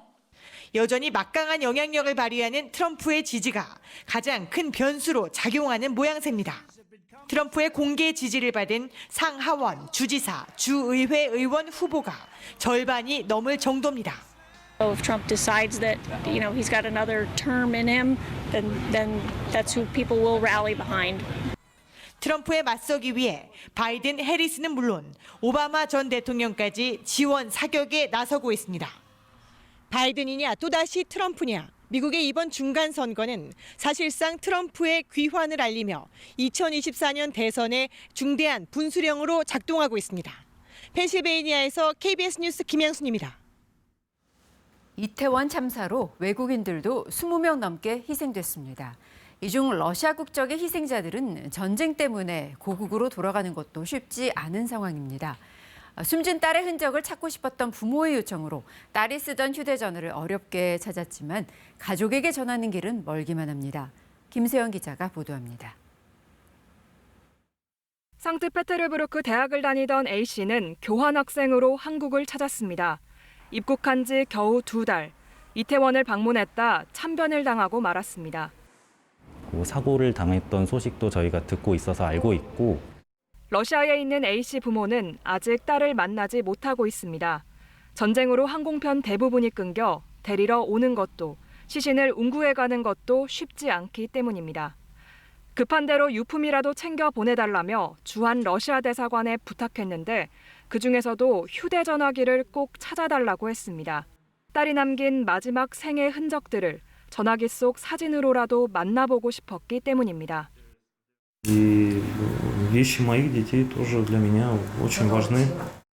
전화기는 전원이 꺼져 있었습니다. 이태원 현장에서 분실됐을 가능성이 컸습니다. 이때부터 전화기를 찾기 위한 작전 아닌 작전이 시작됐습니다. 유일한 단서는 A씨가 러시아에 남겨뒀던 휴대폰 유심칩 사진 한 장. 러시아 대사관은 한국 경찰에 SOS를 쳤고 경찰은 이 유심칩 정보로 통신사에 정보를 요청했습니다. 원래는 제공이 엄격히 제한된 정보지만 유족의 애끓는 마음을 고려해 전향적인 법 해석이 이루어졌고 그렇게 잃어버린 전화기를 특정해낼 수 있었습니다. 다른 이제 분실된 휴대전화는 모두 유실물 센터로 이관이 되었었는데 딱 하나 그 사망자가 사용하던 기종과 똑같은 핸드폰이 용산경찰서에 남아 있어서 마치 주인을 기다리는 것 같은 느낌이 들었었습니다. 하지만 고인이 된 주인과 전화기는 고국으로 함께 돌아갈 수 없습니다. 대사관 측은 시신 운구와 전화기 배송 방법을 따로 고민하고 있습니다. KBS 뉴스 김세연입니다. 이영만리 타국에서 비보를 접한 외국인 희생자들의 유족이 속속 한국에 입국하고 있습니다. 하지만 입국 뒤에도 복잡한 서류 작업과 값비싼 운구 비용에 어려움을 겪는 이들도 있습니다. 신현욱 기자의 보도입니다. 그냥 한국에 살고 싶었다. 무모하게 한국에 왔지만 이런 내가 자랑스럽다. 고려인 4세 박율리아나 씨가 넉 달 전 SNS에 올린 글입니다. 마냥 좋기만 한 모국으로 어머니도 모셔오고 싶다 했지만 그 바람은 끝내 이루지 못했습니다. 잘 정착해서 러시아에 계신 어머니를 좀 데려오고 싶은 그런 계획도 있다고 들었었거든요. 박 씨는 결국 숨을 거둔 채로 본인이 다시 고려인 마을로 돌아가게 됐습니다. 하지만 시신을 러시아로 운구하는 데만 700만 원 가량이 들어 형편이 넉넉 자는 가족들은 막막함을 호소했습니다. 보내기 위해서 먼저 결제해야 되잖아요. 그만큼 돈이 아버님이 없죠. 이 안타까운 사연에 주한 러시아인 커뮤니티와 지인들이 발벗고 모금에 나섰습니다. Это говорит о том, что все люди, и те, у кого есть деньги, у кого нет денег, все очень переживали за нас. Поэтому я хотел сказать слова огромной благодарности всем людям, всем. 그렇게 해서 돌아가게 된 박 씨. 하지만 그마저도 느린 길이 됐습니다. 전쟁으로 막힌 하늘길 대신에 배편으로 귀향하게 됐고 그렇게 박 씨는 어제 동해안을 떠나서 블라디보스토크로 향했습니다. 외국인 희생자들의 유족에게는 낯선 나라에서의 장례와 수습 절차 하나하나가 고역입니다.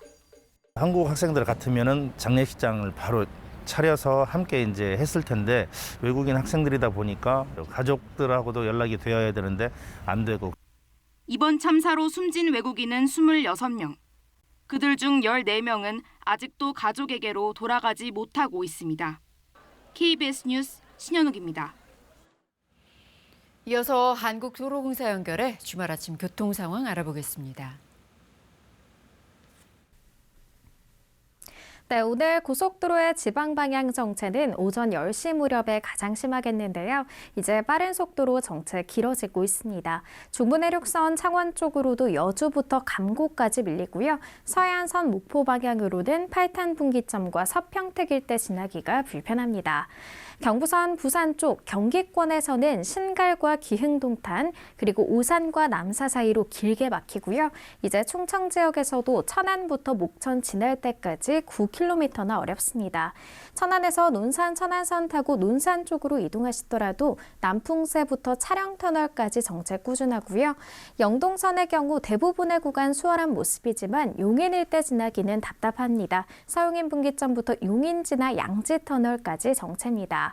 서울 양양선 타고 외곽 쪽으로 이동하신다면 남양주 요금소부터 화도까지 40분 정도 걸립니다.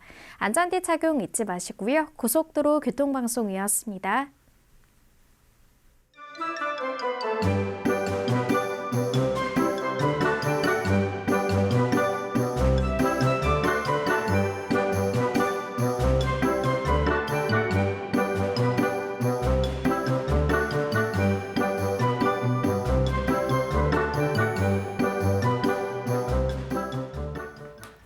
때이른 추위가 계속되면서 오늘도 바깥 공기는 차갑겠습니다. 지금 서울의 기온이 0.8도로 하루 만에 다시 올가을 최저 기온을 기록했고요.